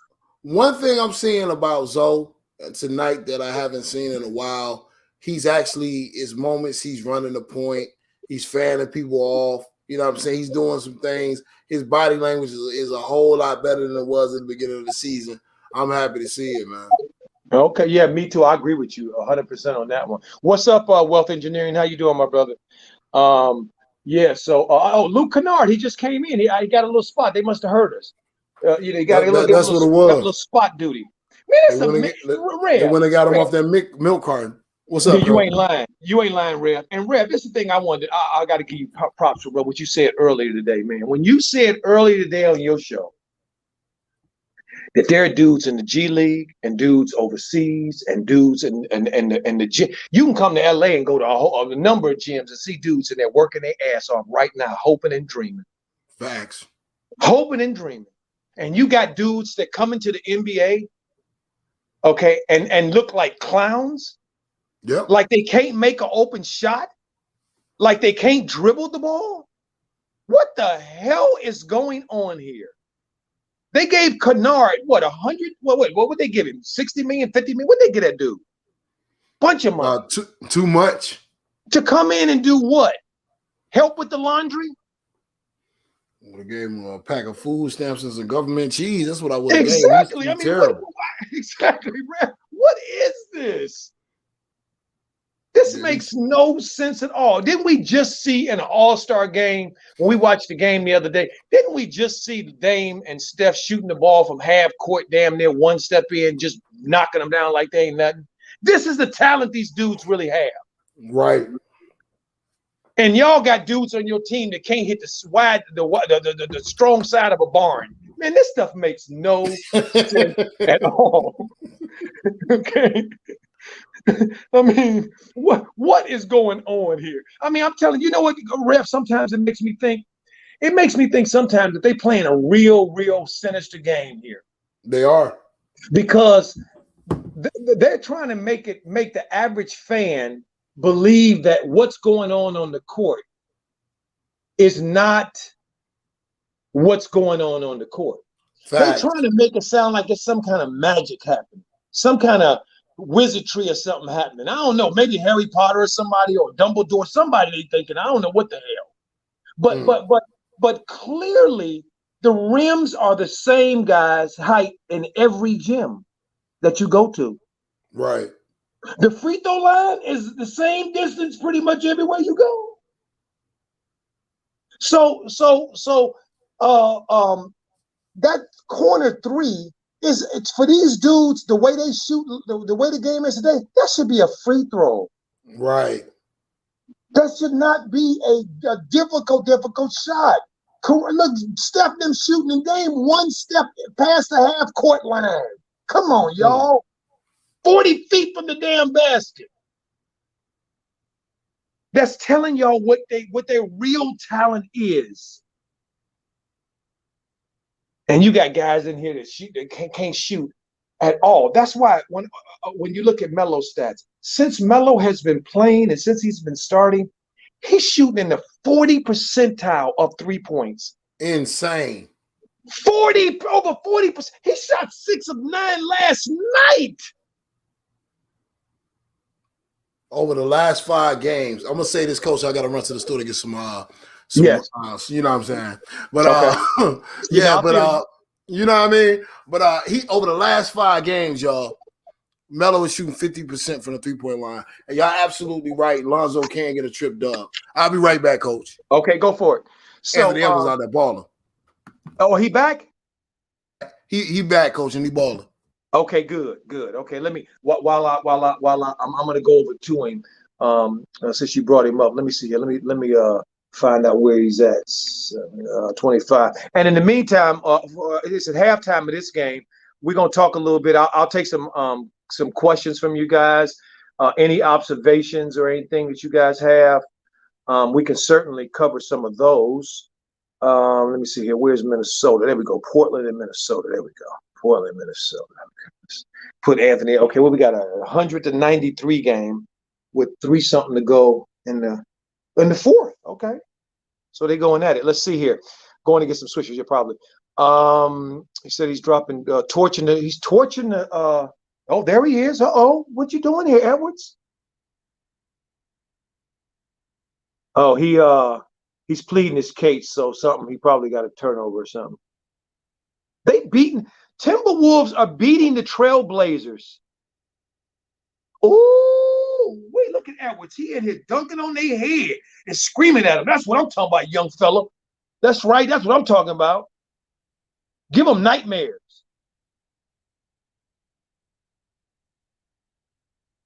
Yes, indeed. Give them nightmares, young fella. Look at him. Woo! We're going to have 49. Step back. Look at step back. Bang, bang. Woo! That young boy putting in work. See, y'all, I love it when the young boys come in and play. Y'all have no idea. He got 32 points on 6 of 12 from 3. That's what Anthony Edwards doing tonight, family. He putting in work. Let's see here. Dame got what, 25? Zainab said, what worries me is that Lonzo hits threes and basically no offense. Well, yeah, you're right. That's normally, but he hit a couple of mid-range, I think, in the first half. So he hit some mid-ranges. It's a D-Fizz. It's a shame that Mike James is not in the NBA. He's a bucket and a problem. Okay, Mike James. He should play for Miami. I mean, for the Heat, I think. That Mike James. I think that's who you're talking about. Yeah, he could fill it up. Brett Law says no one knows Zoe can throw. ZO2 can catch lobs. Yeah, that's true. Let's see here. Is he dropping torch in the Trailblazers? Yeah, he's dropping buckets. He got 32 tonight. Oh, on his way to maybe a 40 burger. Now, Condell's Lamar, he says F. Kuzma. I don't know why he said F. Kuzma. What did Kuzma do? Okay. Yeah, Coach. What did Kuzma do? What did Kuzma do, Coach? Okay, he said Kuzma tweeted he wanted to see the Ball brothers team. Oh yeah, I did. I meant to tell you that.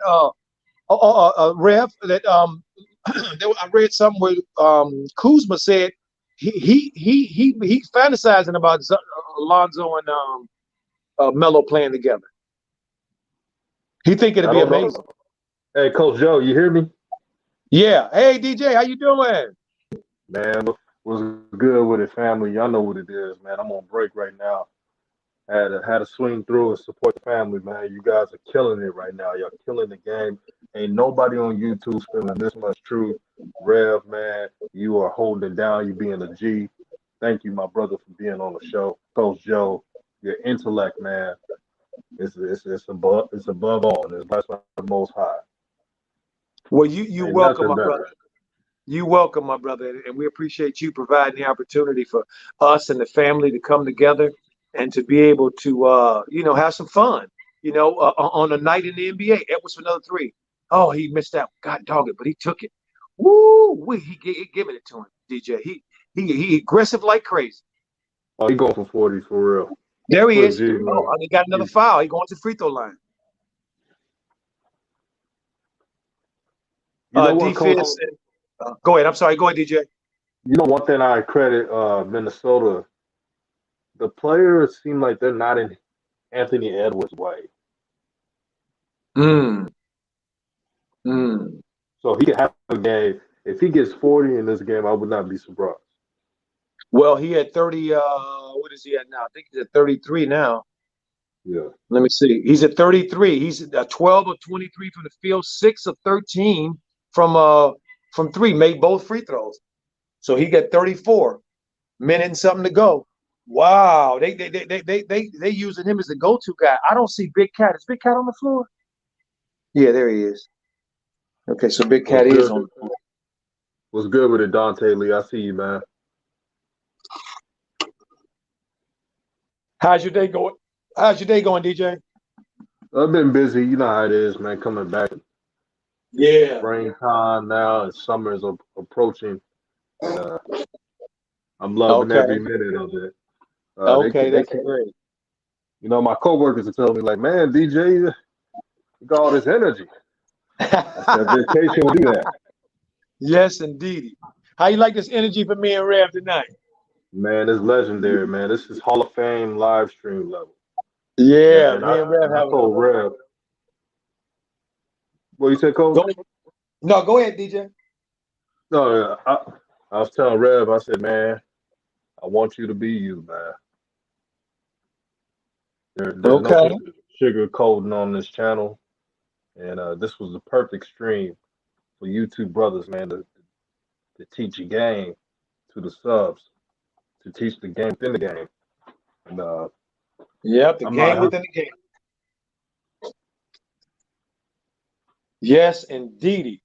I mean, oh wow, Cat finally getting the ball. Wow, that all started about 3 trips down the floor.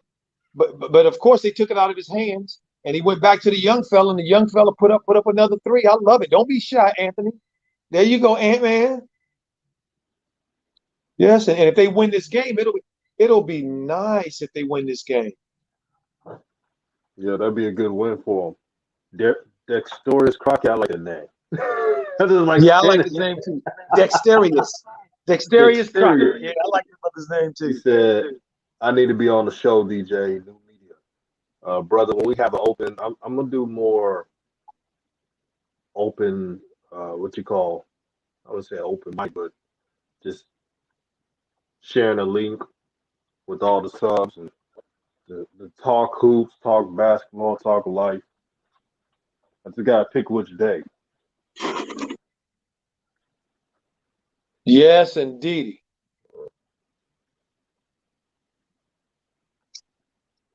Coach Joe, is Rev still there?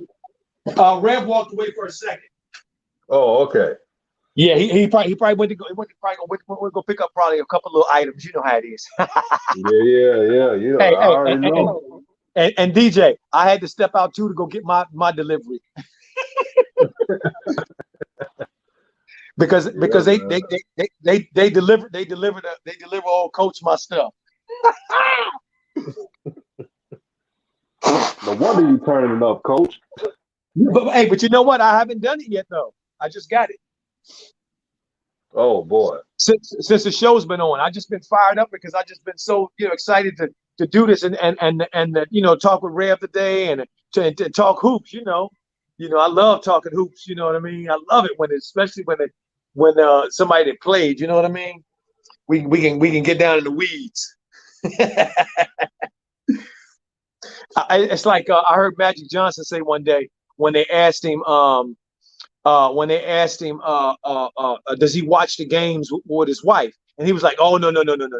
When I watch the games, I'm at the house by myself. No, it's just me in the room by myself. I can't have nobody in it with me. And I was like, I understand. Brett Law, what you say? Brett said something. What you say, Brett? Brett said something. Oh yeah, Canada got that fire. Yeah, y'all do. Y'all got that fire up there, Brett. You and Wealth Engineering over there. Y'all got that fire. When we trying to get them to move it over here so we can have it the whole nation. You know what I mean? Well, we moving in that direction, but slowly but surely, slowly but surely. Let me see here.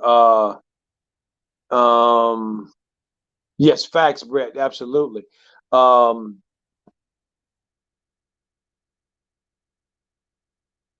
I'm trying to say your name.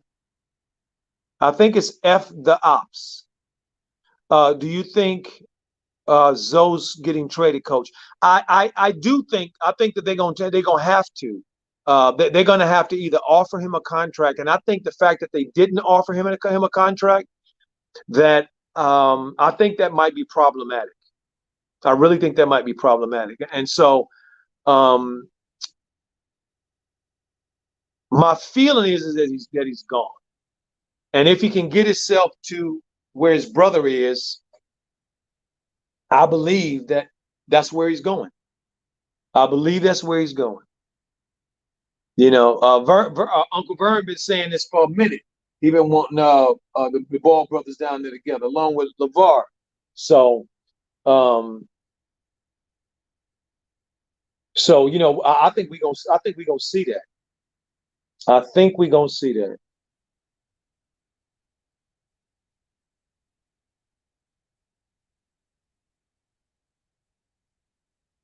Oh my God, what kind of contest was that? Is that a Gogi? He jumped out to contest the three. Now the Blazers are down 104. Oh no! They got to look at that. He didn't touch him. He fell without anybody even touching him. Let's see here. Trent. No, he didn't touch him. No, he didn't touch him. He tried to draw that foul. They got to look at that. No, you got to look at that. That was not a foul. Oh my stars! They're giving Gary Trent that nonsense. That was not a foul. 3 free throws. Okay, well, they're gonna give it to him.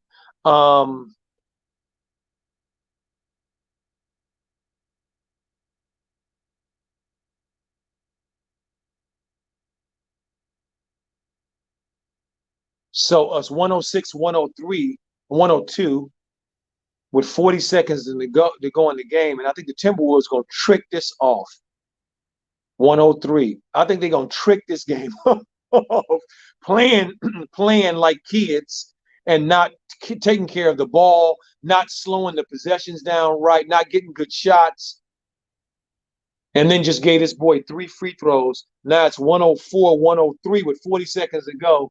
At least 3 possessions in the game. If they 2 for sure, but 3. Let me see if Derek gonna take the ball out of Rubio's hands.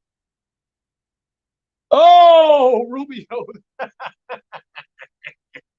Rubio charges, guys. He charges. Okay. And turns the ball over. Now it's 29 seconds to go. And oh,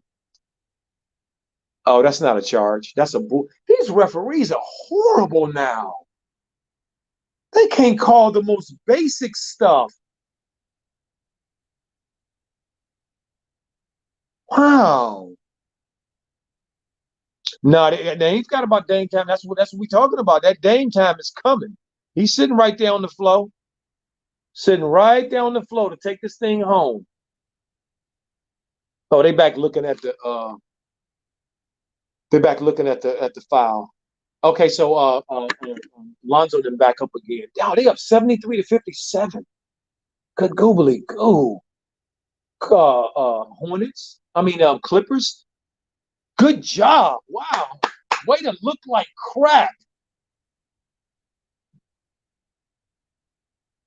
Nothing will make my day more if Zoe hits his three. Oh, and Zoe hit another 3 again. Woo-hoo!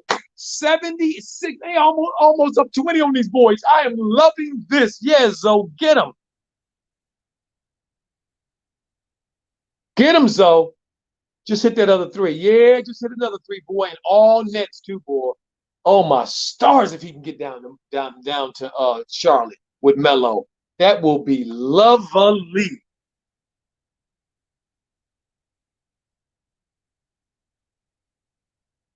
Let me see what we got here. Who somebody say something in the chat? Let me see. I don't see. Anybody say something in the chat? No, not chat. Let me see. How y'all doing in the chat? Family, everybody all right over there? Okay, yeah, see that wasn't a charge. Dame did not take. How do you not take a charge in the chest? And he moved over. Look at his feet. He's moving as Rubio's coming toward him. He's skipping. Exactly. They got it right. Good. They got it right.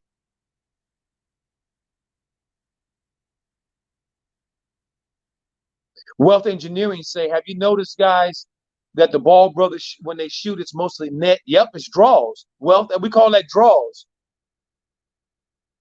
Brett Law said, I legit hate old media so much.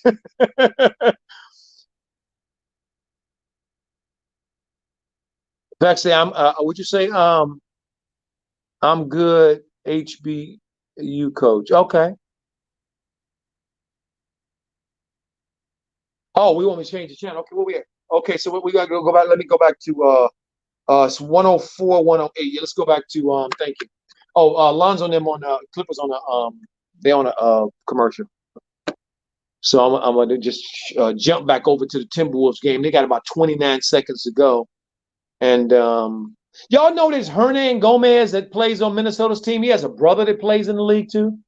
It's quite a few brothers. It's like 9. I think it's 9 pairs of brothers in the league. Well, more than pairs because the Holiday Boys are 3. And I think somebody else is 3 too.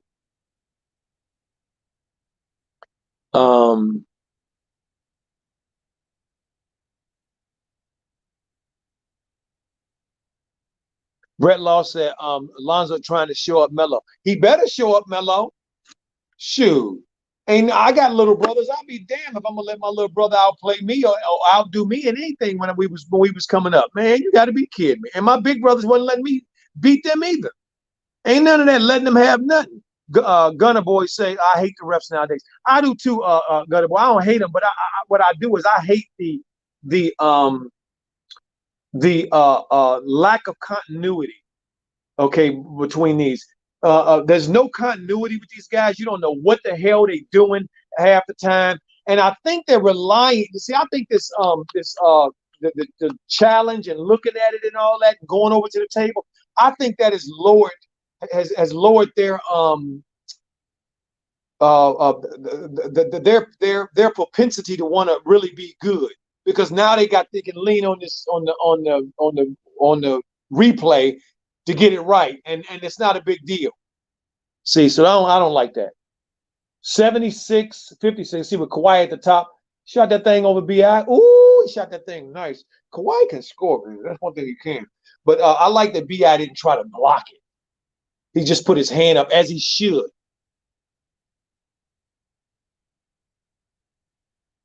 Lonzo for 3 again. Oh, but guess what? He missed it, but Adams tipped it in. Wow, how did he tip that ball in? Oh, my stars. Yeah, Thunder 3 said that Lonzo is a marksman these days. Yeah, he's shooting that thing pretty good these days. He sure is. You ain't lying. He is, Thunder. He is shooting that thing. Hitting draws, too. Zion couldn't get to the ball.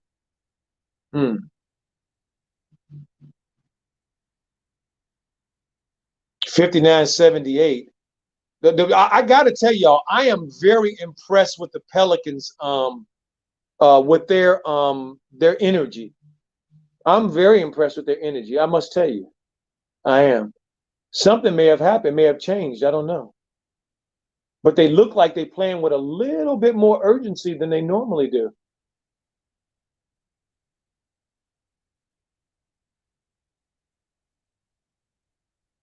Oh, B.I., you didn't have to take that shot.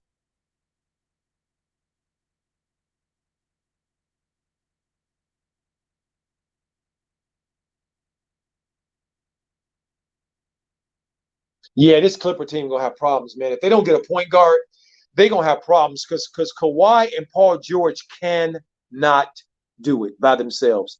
They can't. That's too much. Look at Zion bullying his way to the basket. There you go, Zion. Bully that boy to the basket. There you go. 8 of 10 for the field, 17 points, 80-63. That's right. Bully him. I love when the young boys, go up against the vets. I love that because, the vets ain't giving them like there's a classic example right there. Paul George trying to make a play, got cut off, so he threw the ball to try to save himself and threw it away. Zubac threw it off of his hands because that's not what he does. Epic Man Gamers said Pelicans came back from All-Star break playing basketball. They sure did. They've been playing a lot better since they've come back from the All-Star break, without a doubt.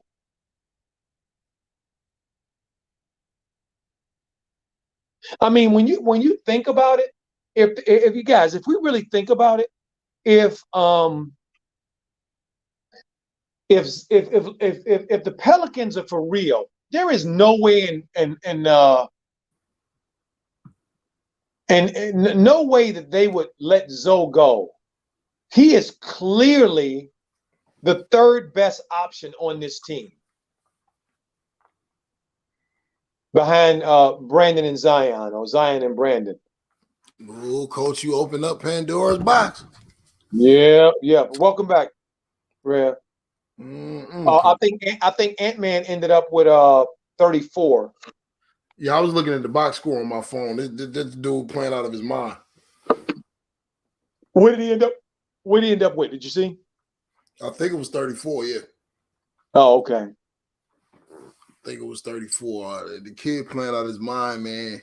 He got, like you said, he got another gear that they didn't predict. No, not at all. It's hard to stay in front of him, and he's so bouncy. When he gets to the rim, he's a power flusher. He's just gonna be, his biggest thing is gonna be efficiency throughout his career. Facts. And he got so much bounce. It's ridiculous. I mean, somebody said Dwayne Wade. Dwayne Wade was not this bouncy. No, not that bouncy. No, not this bouncy. No.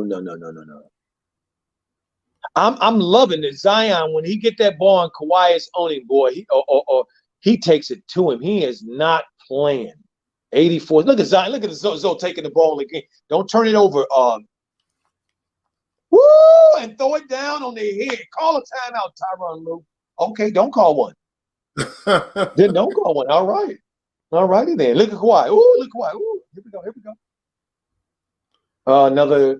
See, this is what I am so happy, boy, right now that I'm watching this Clippers game, because I haven't watched the Clipper game all season. It's hard for me to watch the Clippers at all. But right. I'm glad that I'm watching now, because now I can confirm that they are trash. Yeah, they are. No, this is they trash. are, and people keep talking about they look better than they did last year. Where? No, this is not a championship team. What way it's constructed right now, this is not a championship team. Hell no. Hell to the no. No. Coach, will you tell us where you see the holes at other than the point guard position? I know it's a lot of holes on this team, but could you really break it down for us? Well, I can tell you, they don't have any rim protectors. They've got no rim protectors. Okay, so that's why Zion's having his way today. I mean, whenever he decides to go to baskets, he's going. Ain't nobody to meet him and stop him from doing nothing. Ain't no rim to protect us. Zubac is not a rim protector, and what's his name? The big dude from Africa. Serge. Serge is long in the tooth. Okay. Yeah. So there, I see they have a problem there. They have too many scores on this team. They got too many dudes that only do one thing, which is score. They got too many of them dudes on the team. You look at Reggie Jackson, Paul George, Kawhi Leonard, Kennard dude, the Morris twin. Who doing the dirty work on this team? Right. I don't know. Who doing it? See. I'm gonna use the Hornets as an example. The Hornets, to me, are more organized than the Clippers. To be honest, yes, really. And I'm gonna tell you why. There's not as much ambiguity or so much not sure about on the pellets than the Clippers. See, when the Clippers come out, is Reggie Jackson gonna get 10 shots or 15 shots or 2 shots? Right. Is Kawhi and Paul George, they gonna get there? So we just leave them out of the equation. The same way we leave Terry and Gordon out of the equation, because they're going to shoot so many games. That's what they're gonna do.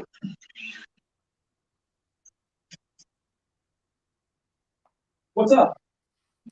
Yeah, that's an interesting statement. On my show. Yeah, come on. Yeah, that's it. That's an interesting statement, man. Yeah, sorry guys, right quick. Somebody was at my door. So to me, hold on one second. Rev, hold on one second. Okay. But yeah, y'all. I mean, think about what Coach is saying, man. Look how the Clippers looking tonight. Pelicans running these boys off the court. It just looks to be no continuity, no identity. And so many people were boosting up Tyronn Lue, like he was going to be able to fix all of these problems. Some of these problems, like Coach said, is just leadership. Yep, facts. The leadership Fact, on this Rev. team is trash. Fact. So Rev, I'll finish. So Ball, obviously they don't have a point guard. They don't have a rim protector. They don't have somebody that's a wing. That's a wing or one of those guys to be a dirty man to do the Caruso stuff, that kind of thing, right? They don't have somebody on the team to do that. See, and there's not really a hierarchy after Kawhi and Paul George. Then who? See, when I look at the Hornets, I know it's clearly Melo, Gordon, and Rozier. Right. And the team knows that as well. Going into the game, they all know that those three are at the top of the food chain. And depending on PJ's activity and Lurch's activity, that will determine how much they eat.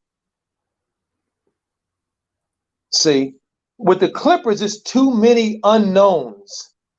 Don't know other than Paul George. I mean, even Lou Williams used to be a walking bucket. He comes in the game, he's getting a bucket. Right. Now he's not a walking bucket anymore. He's just walking. Yeah, he's just, sometimes he come in, he look like old Will, and sometimes he don't look like Will. Right, facts. So that's what I'm saying about this team. They don't really, for a team with all these veterans and all of these guys who's supposed to know what their role is, it don't seem like they have it. Don't seem like they have it to me. Yeah, it's not a championship team, and with that monster that's coming alive out there in Brooklyn, even if they got past the Lakers, they not doing nothing with Brooklyn. They're not doing nothing with Brooklyn. They cannot score with Brooklyn. Whoever plays Brooklyn is going to have to be able to score. But you know what though, Rev? I want to see Brooklyn put all them bodies up, put their bodies on the floor. I'm not, I'll never forget what LeBron said. Availability is a skill. See, I think that's Durant's thing, though, man. I think Durant wants the easiest routes to the playoffs. And, when it comes close to time. Coach, I'm going to be real with you. I'm a Lakers guy. But I don't see, man, I really don't see nobody beating Brooklyn, man. I see the Lakers beating them if they have AD healthy. I mean, I want to say that, but see, I don't know what AD's status is for the rest of the season. Even if he comes back, you know what I'm saying? Even if he comes back because of the injury where it is, I'm concerned. Yeah. There are also some things about the Lakers that I'm concerned about. And I'm going to just keep it real. LeBron doesn't play with the same energy against KD. He don't. He don't play with the same level of veracity against KD. So it's going to neutralize Bron. Really, James Harden is playing the way he should have been playing his entire career. Kyrie got to did you see how Kyrie was playing that night they came out to the Staples Center? Like, this has been a master plan for all three of these guys. Like, they have planned this. They want to play that team. I don't know. Me personally, though, I think the Lakers might make a move before the deadline. And I'm talking about a splash move. And if they make a splash move, if they get a guy like Drummond, or if they can somehow, because I remember Rob Pelinka said that he wanted to get the third superstar this year or the third star before LeBron gets too old. If they could pull a Levine or a Drummond, then that series, then I think the Lakers can win. But they're going to need another difference maker to neutralize what's going to happen when LeBron plays KD. Because whenever he plays KD, Coach, I don't know what it is. He just don't have the same energy. Well, I certainly believe you because I know you're paying attention. Yeah, you're making some great points here, Rev. Great points. Do you like Dennis Schroeder, Coach, with the Lakers? Do you like him with him? I do, but I don't think he is. I don't think he is who he thought he was. Right. Facts. I think he's finally found himself, and I think what he found, I don't think he liked. Mm-hmm. And so I think he's recalibrating and readjusting himself. And I like the readjusting one that I'm seeing. The one in the beginning of the year, I didn't believe in that one. I didn't believe he was that dude, and I knew he would come back to the mean. So now I'm watching him to see him come from where he is. Woo! Shucks! Woo! Wait a minute. Jackson Hayes just dunked on this dude and took the tech. Oh my Rev, wait till you see this. I'm ready. I like Jackson Hayes, man. Wait a minute, watch this. We did to Reggie Jackson. Treat him like Tito or Jermaine or Jackie.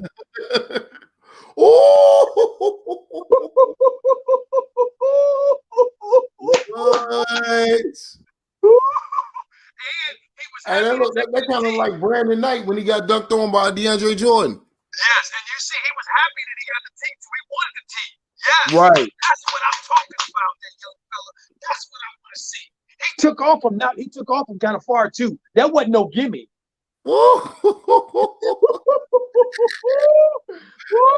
Let's see if it fires the Clippers up. Man, can anything fire the Clippers up? Well, I mean, we know how that when something like this happens, one of these flash points, you know what I mean? Sometimes that will energize some of the dogs. Some of the dogs will go, huh?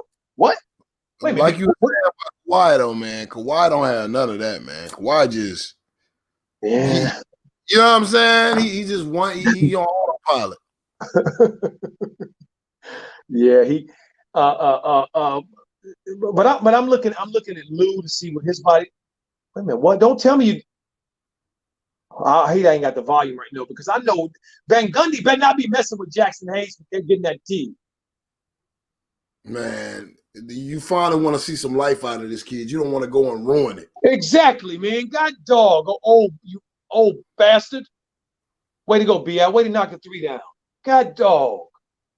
I know damn well he messing with that kid now. See, family, this is what I'm talking about when I say why y'all see me talk about coaches and critique them the way I do. Okay, because this game is about confidence. I will reiterate it again. This game is about it's your mental attitude and your confidence.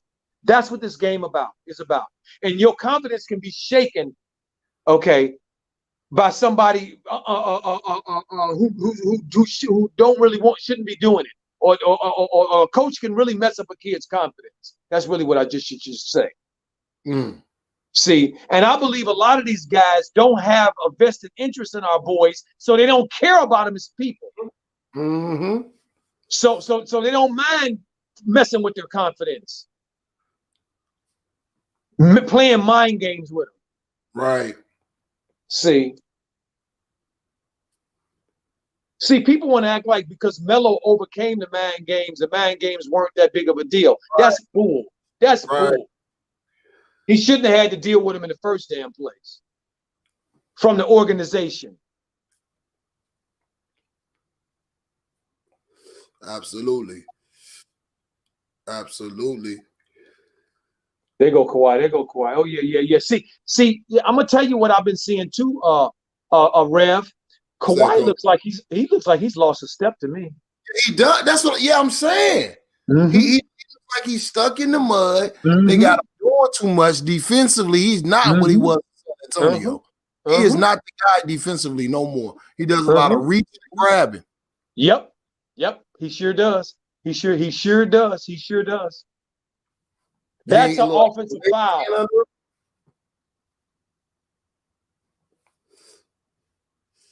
Man. Wow, there you go, ZO2 and 1. Take it to the basket. Woo! Lonzo ran down that court so fast he looked like speed. BB. Looked like the road. Lonzo is handling the ball a lot more than I've seen him handling the ball in a long time. Yep. Showcasing a lot of moves in and out, crossing over. He's playing real confident right now. Yep. Yeah, he sure is. That's good. He look good. He got his shoulders back and everything. He look good. He's standing up there straight. He ain't slumping. I like that. Right. You know what I'm saying? See, yeah, we look at all that, don't we, Rev? Absolutely. Hey, made the free throw. Made the free throw like it was nothing. Lonzo, Come one of on, the man. fastest shooting guards in the league, man. Yep. He is one of, he just breaks out in the sprint, and that's 6'6" going down that court like that. Thank you. That's special. Thank you. Lonzo's biggest challenge is Lonzo. His head. Oh no, without a doubt. Whenever it clicks, yo, the sky's the limit. Right. That's right. Because look, we can talk all we want, Rev, but me and you both know that the player has to play. Right. Okay, we can talk mess all we want, but the player has to play. Gotta play, gotta lace them up. You gotta play, man. I mean, the coach can't play for you. That's right. See, and that's what Melo is showing us. You know, Jackson Hayes, because he dunked that ball on that dude's head, he's playing with so much energy. Watch him block it. Beat one of Lou Williams' shot off the glass. Looked like Tyson Chandler went back in high school. Get that shit out of here. I like Jackson Hayes, man. I'm telling you. Did you see him? That's why I want him in Charlotte. That's why I want him in Charlotte. Yeah, man. We didn't see more activity out of this kid in this game right now than I didn't see out of Lurch and Bismarck the whole damn year. Those are the facts. This right here, I've seen more out of him right now. This quarter. A Rev, when Tyson was in his freshman or sophomore year, I think it was his freshman year.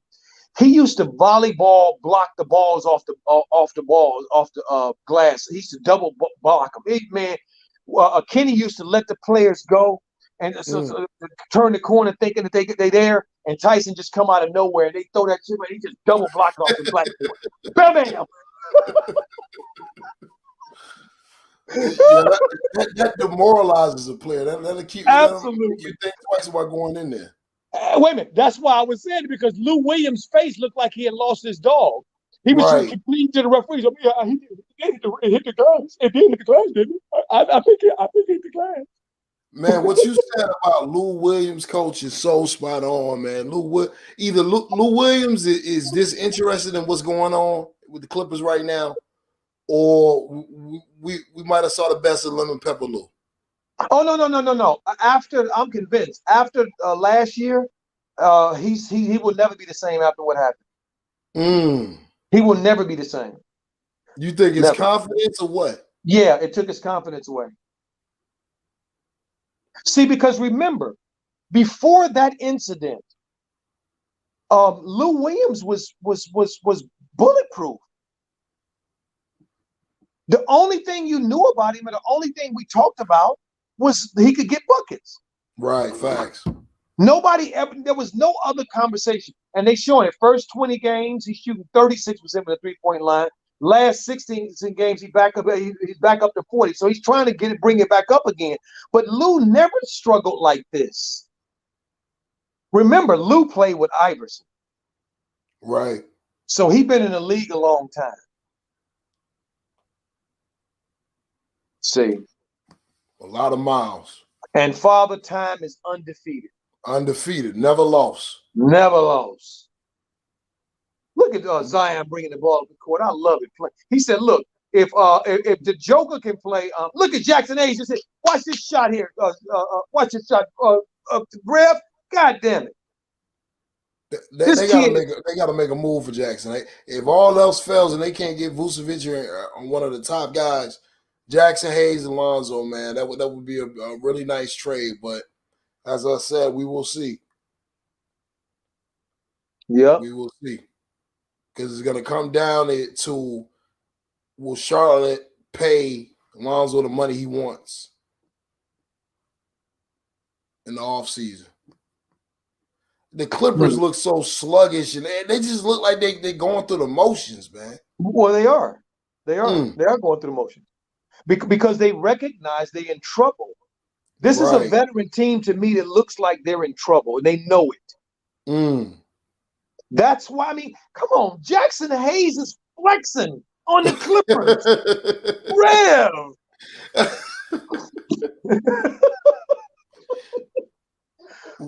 Rev, he flexing on him. He dunked on dude's head and then put his hand on top of his head, took a tee, then came right down and beat loose shot off the glass. I mean, and then he came down. You see, he didn't hesitate to shoot that ball when he got it either. You see that? Yeah. Didn't hesitate. Caught right in rhythm, the 10-footer, little 8-footer, bang. See, it's confidence, man. Confidence. Thunder 3 said Clippers out here like that to LA Fitness. Exactly. Facts. These are the facts. LA Fitness. You ain't lying.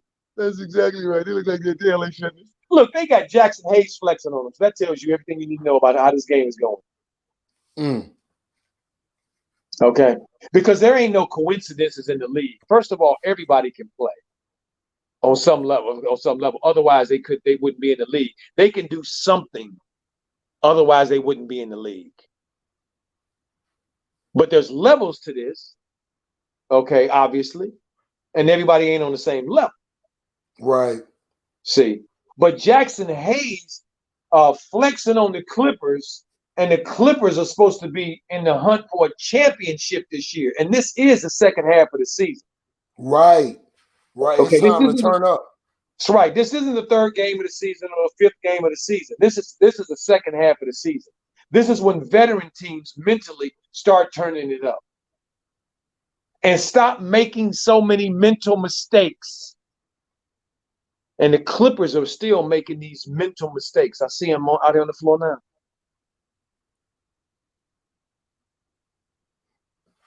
They have no assets to get better. They traded away their drafts. It's just, Rev, you said they don't have any what? No assets. Oh, they don't have no ass to sit? They do. They can sit on their ass. Man. Because that's what they're going to do. Sit on their ass. But Paul George has always been mentally weak. I don't understand why they paid him all the money they paid him. To me, the fit with him and Kawhi was always questionable. Facts. Man. And Rev, how do you bring two guys in with the similar personalities? I don't understand that. And those are going to be your two best dudes. I don't get that at all. That makes no freaking sense. It's a Dipper's move to do. Really, to me, the best shot they had of winning was last year. Yep. When they had them dogs in there, and when Lou Williams was playing like he was playing, that was a strong team. But like you said, when the going got tough and they got hit in their mouth by somebody other than the Lakers, they didn't know how to respond. I knew Kawhi wasn't the same defensively the way that Murray was doing him. Thank you. Murray was doing him filthy. And Rev, let's be honest, right? The reason they choked that damn game off against Denver is because they were fucking tired. Yep. They were wore out mentally and physically because they had to expend so much energy. Yep. The two best players.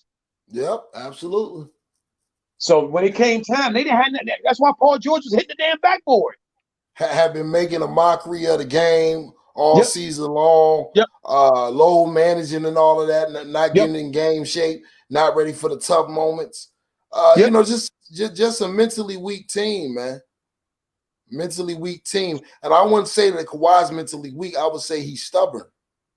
Because Kawhi wants to be in Kawhi's pocket. He want to be comfortable. You know what I'm saying? Go ahead, Coach.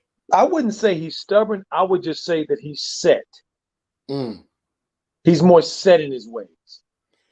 And that's not a bad thing. It's just that this was not a good fit to put somebody with him who is similar to him in personality and leadership. That's the problem. Remember, he didn't have a problem when he had Lowry down in Toronto because Lowry's a dog. You see, that's the thing. You see what I'm saying, Coach? Kawhi sold the league on the fact that he's the new man. You know what I'm saying? Made the little disrespectful ass commercial This Yep. is Kawhi's town and all that. Yep. Okay, well, if you're the guy, you got to learn to adapt. That's what leaders do. When LeBron came to Miami, Dwayne Wade said he had to take a step back for the betterment of the team. Kawhi doesn't want to adapt. That's what that load management is about. Kawhi wanted to come to a situation where he could control things. He could do it his way. You know, they would allow him to take days off. You know what I'm saying? All of those things have repercussions. You know, I remember a game, believe it or not, the year that Lonzo was there with LeBron, and LeBron was kind of lagging on defense. Those young guys were actually pushing him and telling him to go play harder. And LeBron came out of the timeout playing harder on defense. That's what leaders do. You got to set the example, man. Like you said, Coach, the Clippers look like they have no identity, no understanding of roles. It's just like, I don't know where they're headed, to be real with you. I don't even know. Rev, you know what it looks like? I'm going to tell you what it looks like. It looks like the Hollywood YMCA back in the day. Facts. Come on now, you know if you go up to if you went up there and during the season and dudes, you know, still trying to, you know what you'll see. That's what it looked like. This looked like a team of just people out there balling that can play. It don't look like a team. Facts. Look like a collection of talent, and you can find that. Like I said, that's why I use the Hollywood, for example, because we know there in the Beverly Hills gym, you know, both of them, we know who's in there. You just can't walk in there and just think you're gonna play. Right. Facts. Facts, Rev, huh? And that's what we looking at. That's what them dudes are. Whereas a real team has hierarchy and leadership and levels, okay, and everybody follows. That's what a team is. It's an organized deal. It's not an unorganized deal. These dudes look like they're an unorganized deal. Facts. Glaring. It's like look at it. Just they just turning the ball over like, I mean, they're making New Orleans look like New Orleans is New Orleans. Right. Look at this, guys. DJ did not want to do this game, okay, and didn't want to do any more because what did he say earlier? What did DJ say earlier? That the watching the Hornets with the Pelicans play makes you feel like what did he say that you having a bad day or something? What did he say? Something right. Okay. This is what's going on. And look at what they're doing to this Clipper team right now. It's 118-90. Running them out the gym. And Rev, will you please explain to the family what it means to run a team with this much talent out the gym? The team is quick. Thank you. The team is quick. And y'all might be saying, okay, it's just one game. These are the games that let you know where you sit. Facts. These are the games that let you know. The Lakers have lost games, you know what I'm saying? But they don't lose games when completely healthy to teams like this in this way. They have not lost a game with AD and LeBron healthy to a team like this. Facts. Come on, man. Like this is damn near 30 points, man. They're getting blown. They're not losing. They're getting blown. and the thing that makes it worse, the reason why Coach can say this so definitively, because he knows the game and the game within the game. And when you just start looking at, okay, well, maybe they can get help in the trade deadline. Who the hell want anything they got? Unless you're going to move Paul George or somebody like that. Right. No, there ain't nobody giving up no real asset for old-ass Lou Williams. Come on, man. Nobody's giving up nothing for Zubac. So how are they going to get better? Scratch-offs. Look. Let's just, we can do some little project. Go ahead, Coach. Maybe they can get better by buying scratch-offs. Right. Lottery. Samaj. You know what I'm saying? Like, it's ridiculous, man. It's ridiculous. It's ridiculous. It's ridiculous. I mean, look, man. Like, check it out. Let's be real. If they were to match up in the finals with the Nets, say they got past the Lakers, that's not happening. But say they got past the Lakers, how do they match up with the Nets? They don't have a point guard. Kyrie is going to go crazy. James Harden is going to go crazy. I've seen KD put 50 on Kawhi's face. Like that's not like that's not. Can they make it out the West? Can they make it out of like the semifinal round in the West? Can they beat Denver? Can they beat Phoenix the way Phoenix playing? Utah? Hey, Coach, your mic going out a little bit. Oh, shoot. Okay. Let me come back.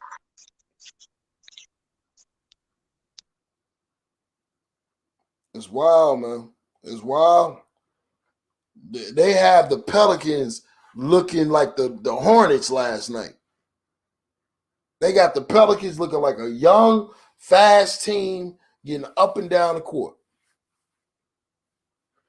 But I'm telling you what I'm starting to get more and more interested about as I watch Lonzo play. I think round 2 against LaMelo, we're going to see a different Lonzo. I feel like Lonzo going to be playing upbeat, fast, hard. He's going to be going at him this time. So I'm interested to see round 2 if Lonzo's not traded by then.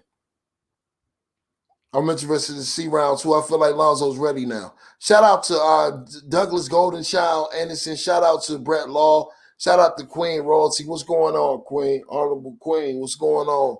Shout out to everybody that's listening. If you're not a subscriber to Nation United, New Media, Nation United, DJs Raw Uncut True, do yourself a favor and hit the subscribe button right now. Hit the like button. Share the video. Share the stream on all social media platforms. Share the stream on Twitter, especially hashtag New Media at DJs Raw Uncut True. Yeah, we can go ahead and get ready to wrap this stream up. I don't think Zoe coming back in the game. Y'all make sure that y'all stick around for Coach Joe and DJ's comments tonight. I'm sure DJ gonna want to cook when he gets off work.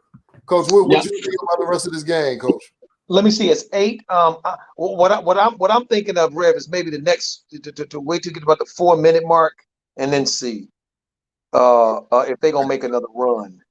If they got one more run in them, if Tyronn Lewis gonna wave the white flag.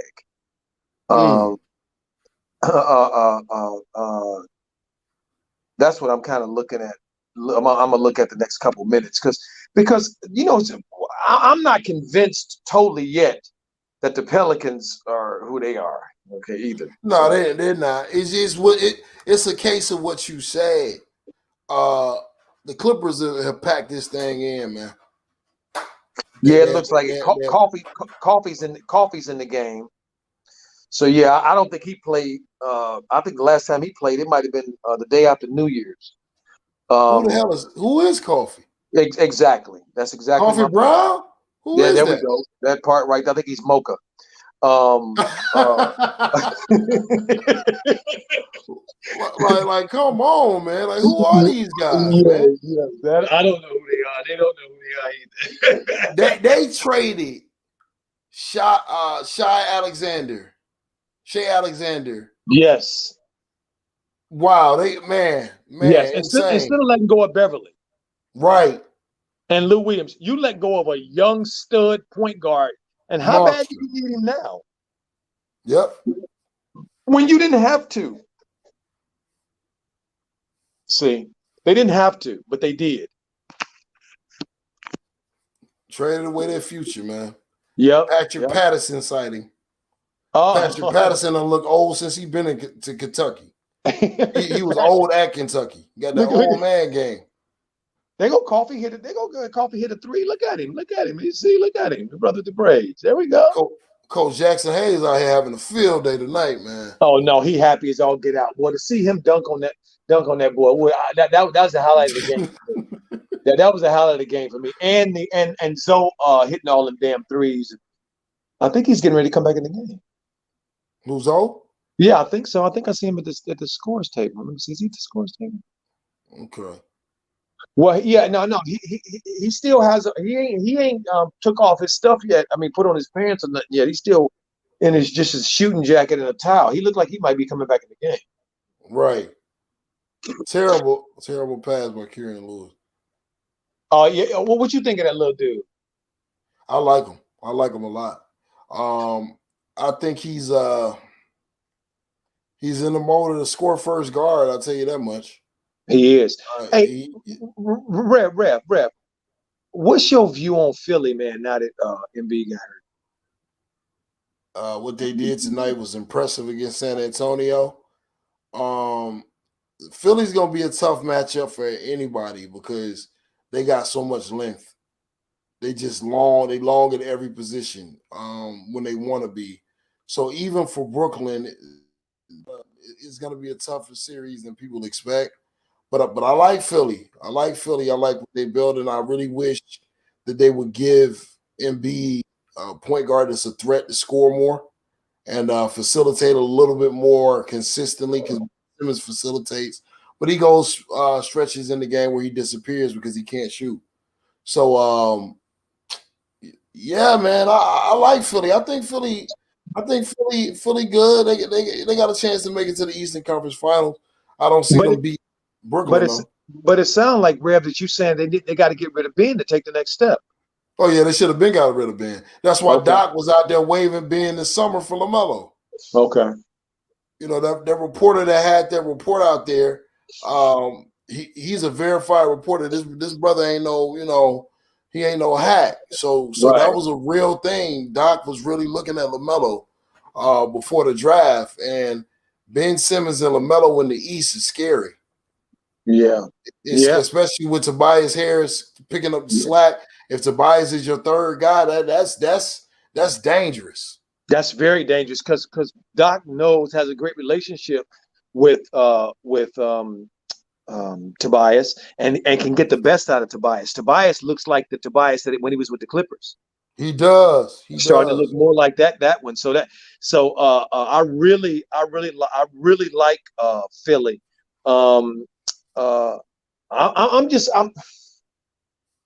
I think they got to get rid of Ben. They do have to get rid of Ben. Who you going? What can you get for him though? You know what I mean? Because Ben is so unique. You know what I mean? He's so the league unique. seems to love. They seem to love Ben. They seem to love him. So some fool to jump for it. Just the question is, what point? Because Embiid needs a special kind of point guard. He needs a point guard that can be a scorer and a point guard that can facilitate. Like who? Jamal Murray? Nah, Jamal more of a scorer. The only name I can think of is Melo. Melo, okay. They're not gonna get him. I mean, Lonzo will be nice with Embiid. That would be interesting. That'll be interesting, but I don't think that's gonna happen. But yeah, Lonzo will be nice with Embiid. Because it's sometimes those guys are so big. Size is big, but basketball size. I mean, size is good, but basketball size is good.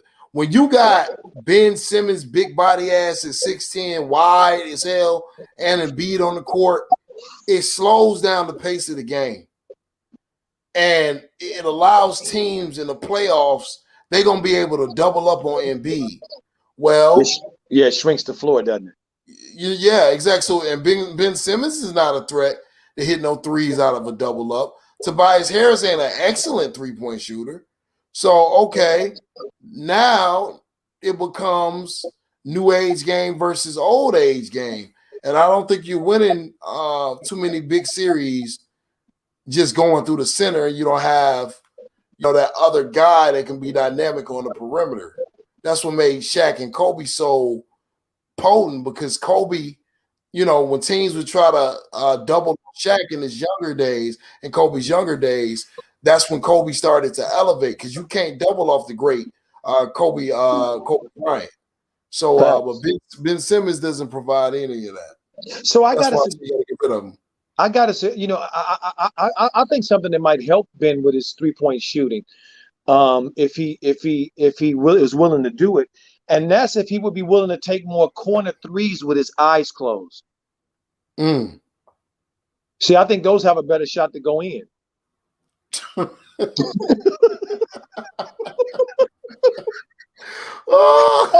I mean, fuck opening your eyes, dude. Just won't you close your eyes, man, and at least do something, man. You can't be in the NBA today's game and not shooting threes. What the hell is going on here? They give him every excuse possible too. I mean, this is just ridiculous. What you just said right there, you could Stevie Wonder could have said that with Braille. I mean, this is ridiculous. How do they not know this, Rev? How do they not know this? I mean, listen, unless Ben Simmons can stand at the half-court line on every possession, and his man will be in the damn paint, sitting in Embiid's lap. Who don't know that? I mean, who don't know that? This is ridiculous that they're trying to sell us this nonsense. See, trying to sell us this nonsense. You can't sell a real gold as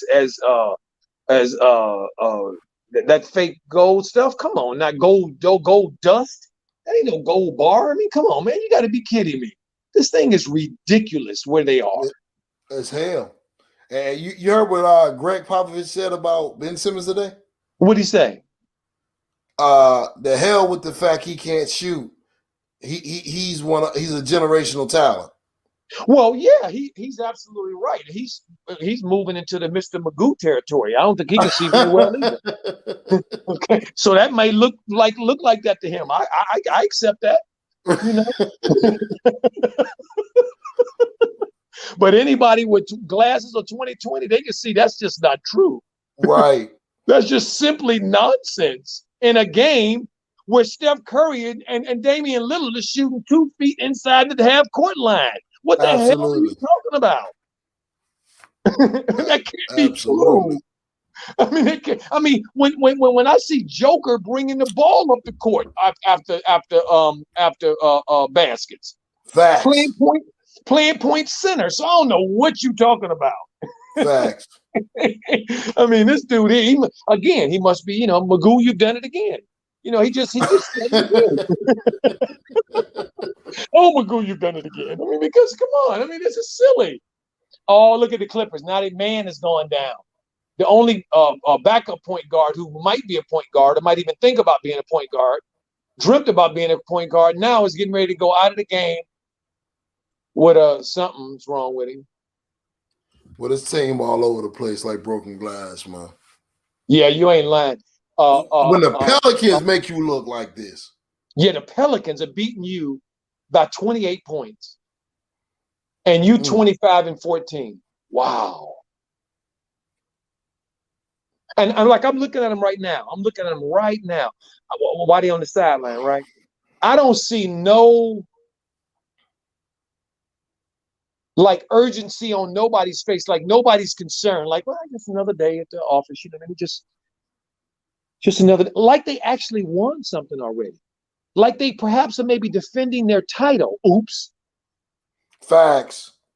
See, I don't want to hear nobody. That's why I don't accept nobody saying nothing to be about no Lakers. When anybody to me start talking about the Lakers having problems, I say that what I say, Rev, is they're defending champions. So I don't know what to say. I mean, I don't know. I don't know. I don't get it.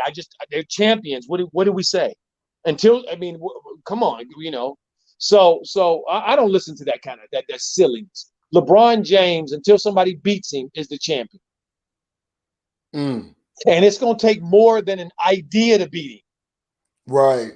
It's going to take more than some dream to beat him. It's going to take more than some fake coaching to beat him, and some fake playing to beat him too, because that dude don't play. See, and he's clear about what it is he's doing. There's no ambiguity about what he's doing.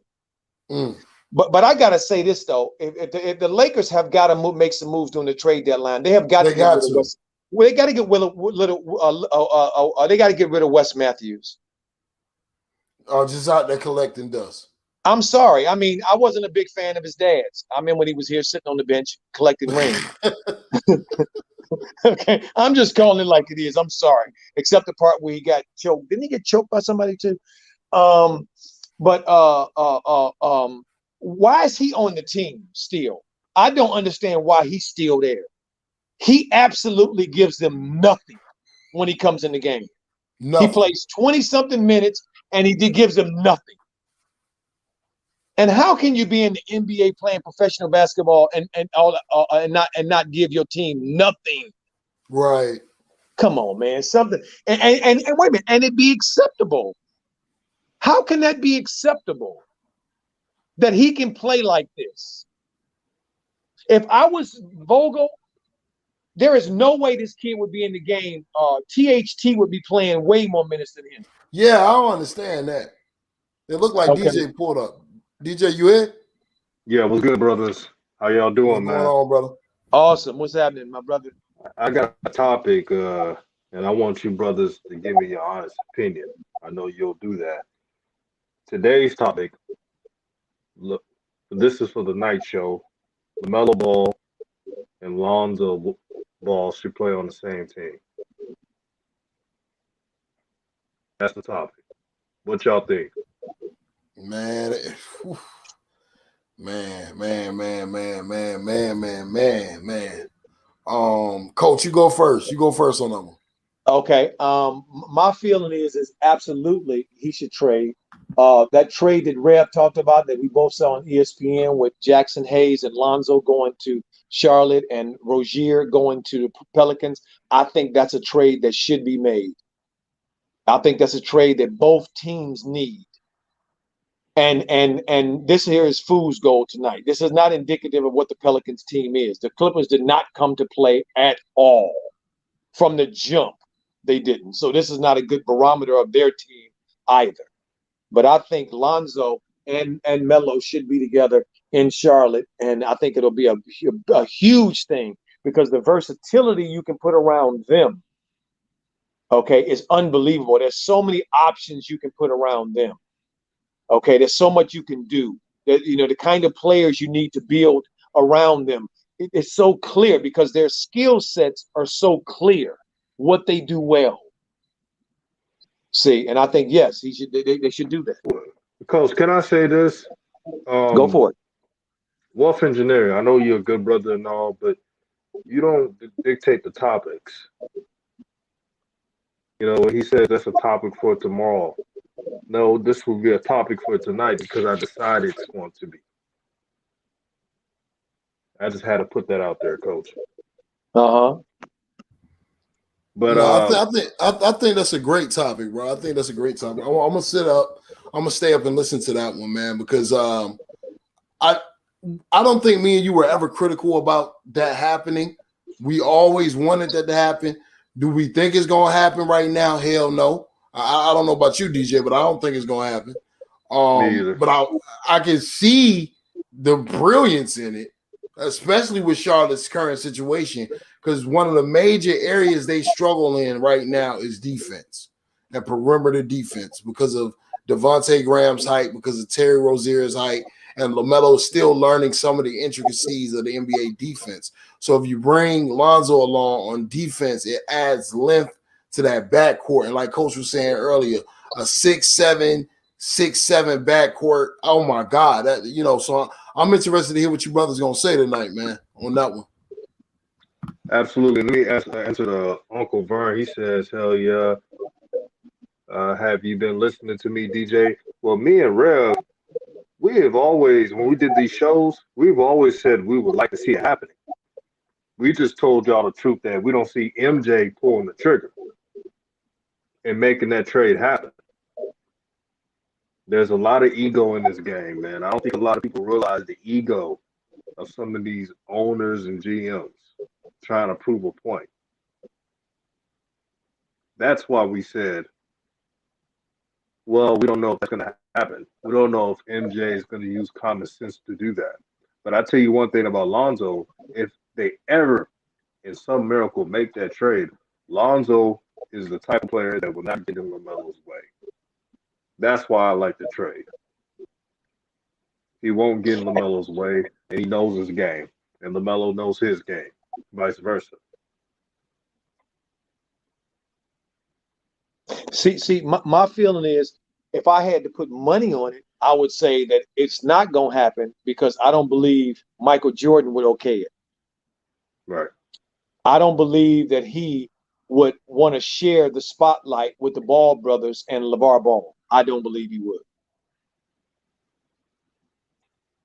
And he would have to do that. He would have to share the spotlight with the Balls. It would be the Ball brothers, the Ball family show. And I don't think that he would agree to that. I think he would do everything in his power to make sure it didn't happen. Boy, this Yeah, is going. yeah, that ain't happening. My bad, DJ. Go ahead.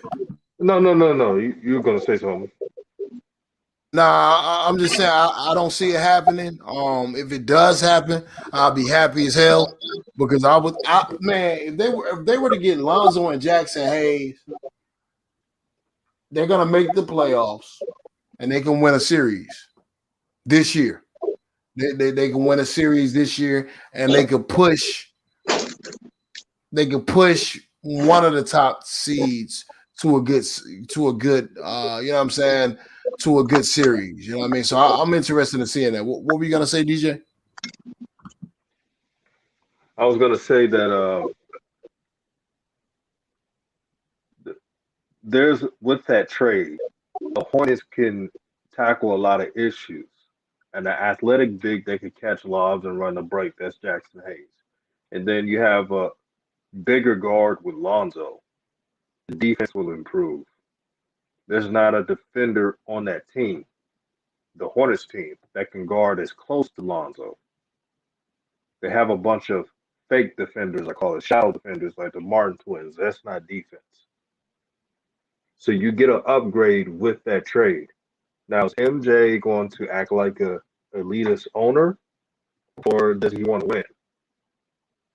If MJ ever does this trade, it will show me and everybody else that he's willing to do everything to win and take pride on the side and not to be emotional. Now, MJ so far has not been emotional in drafting LaMelo Ball. I give him that at least. But the next step for him is to take that pride out and Rev and coach.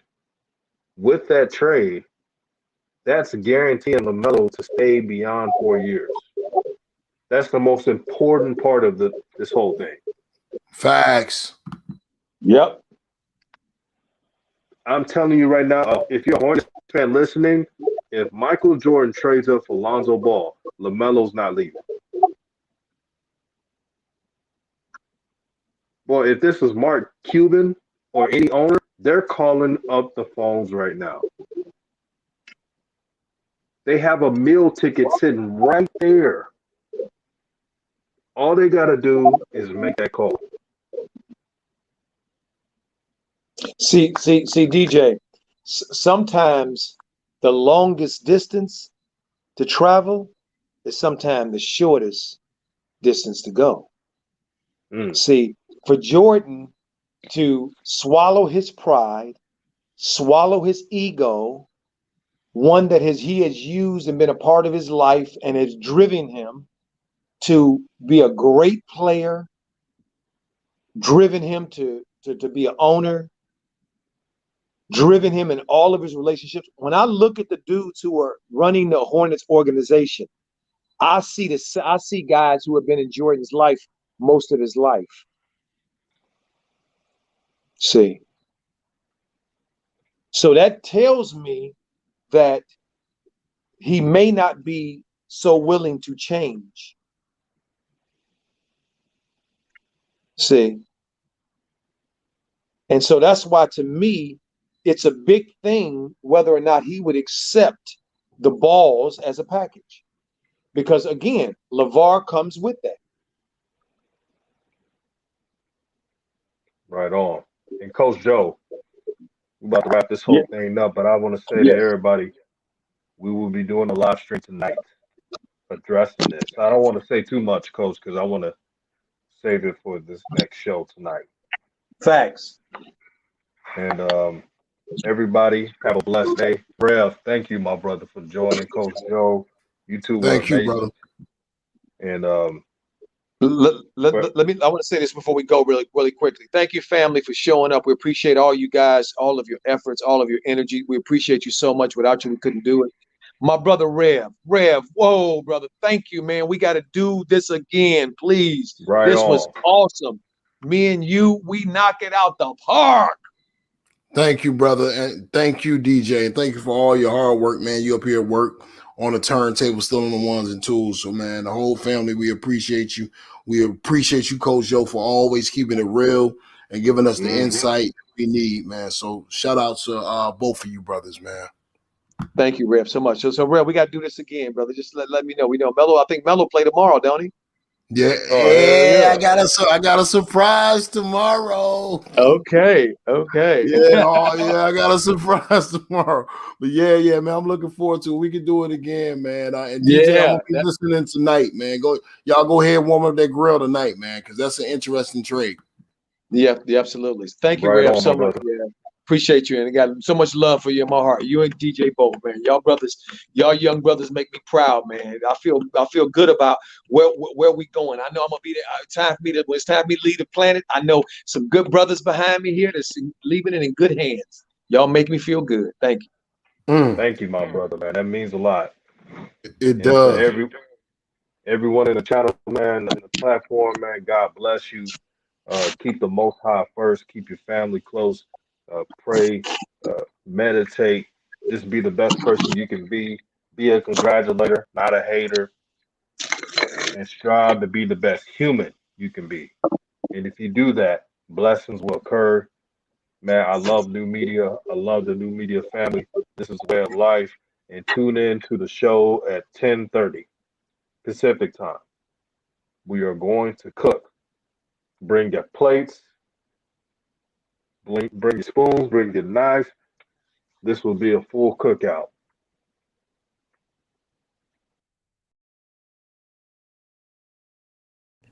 Let me tell you something. Back in my day, let me show you.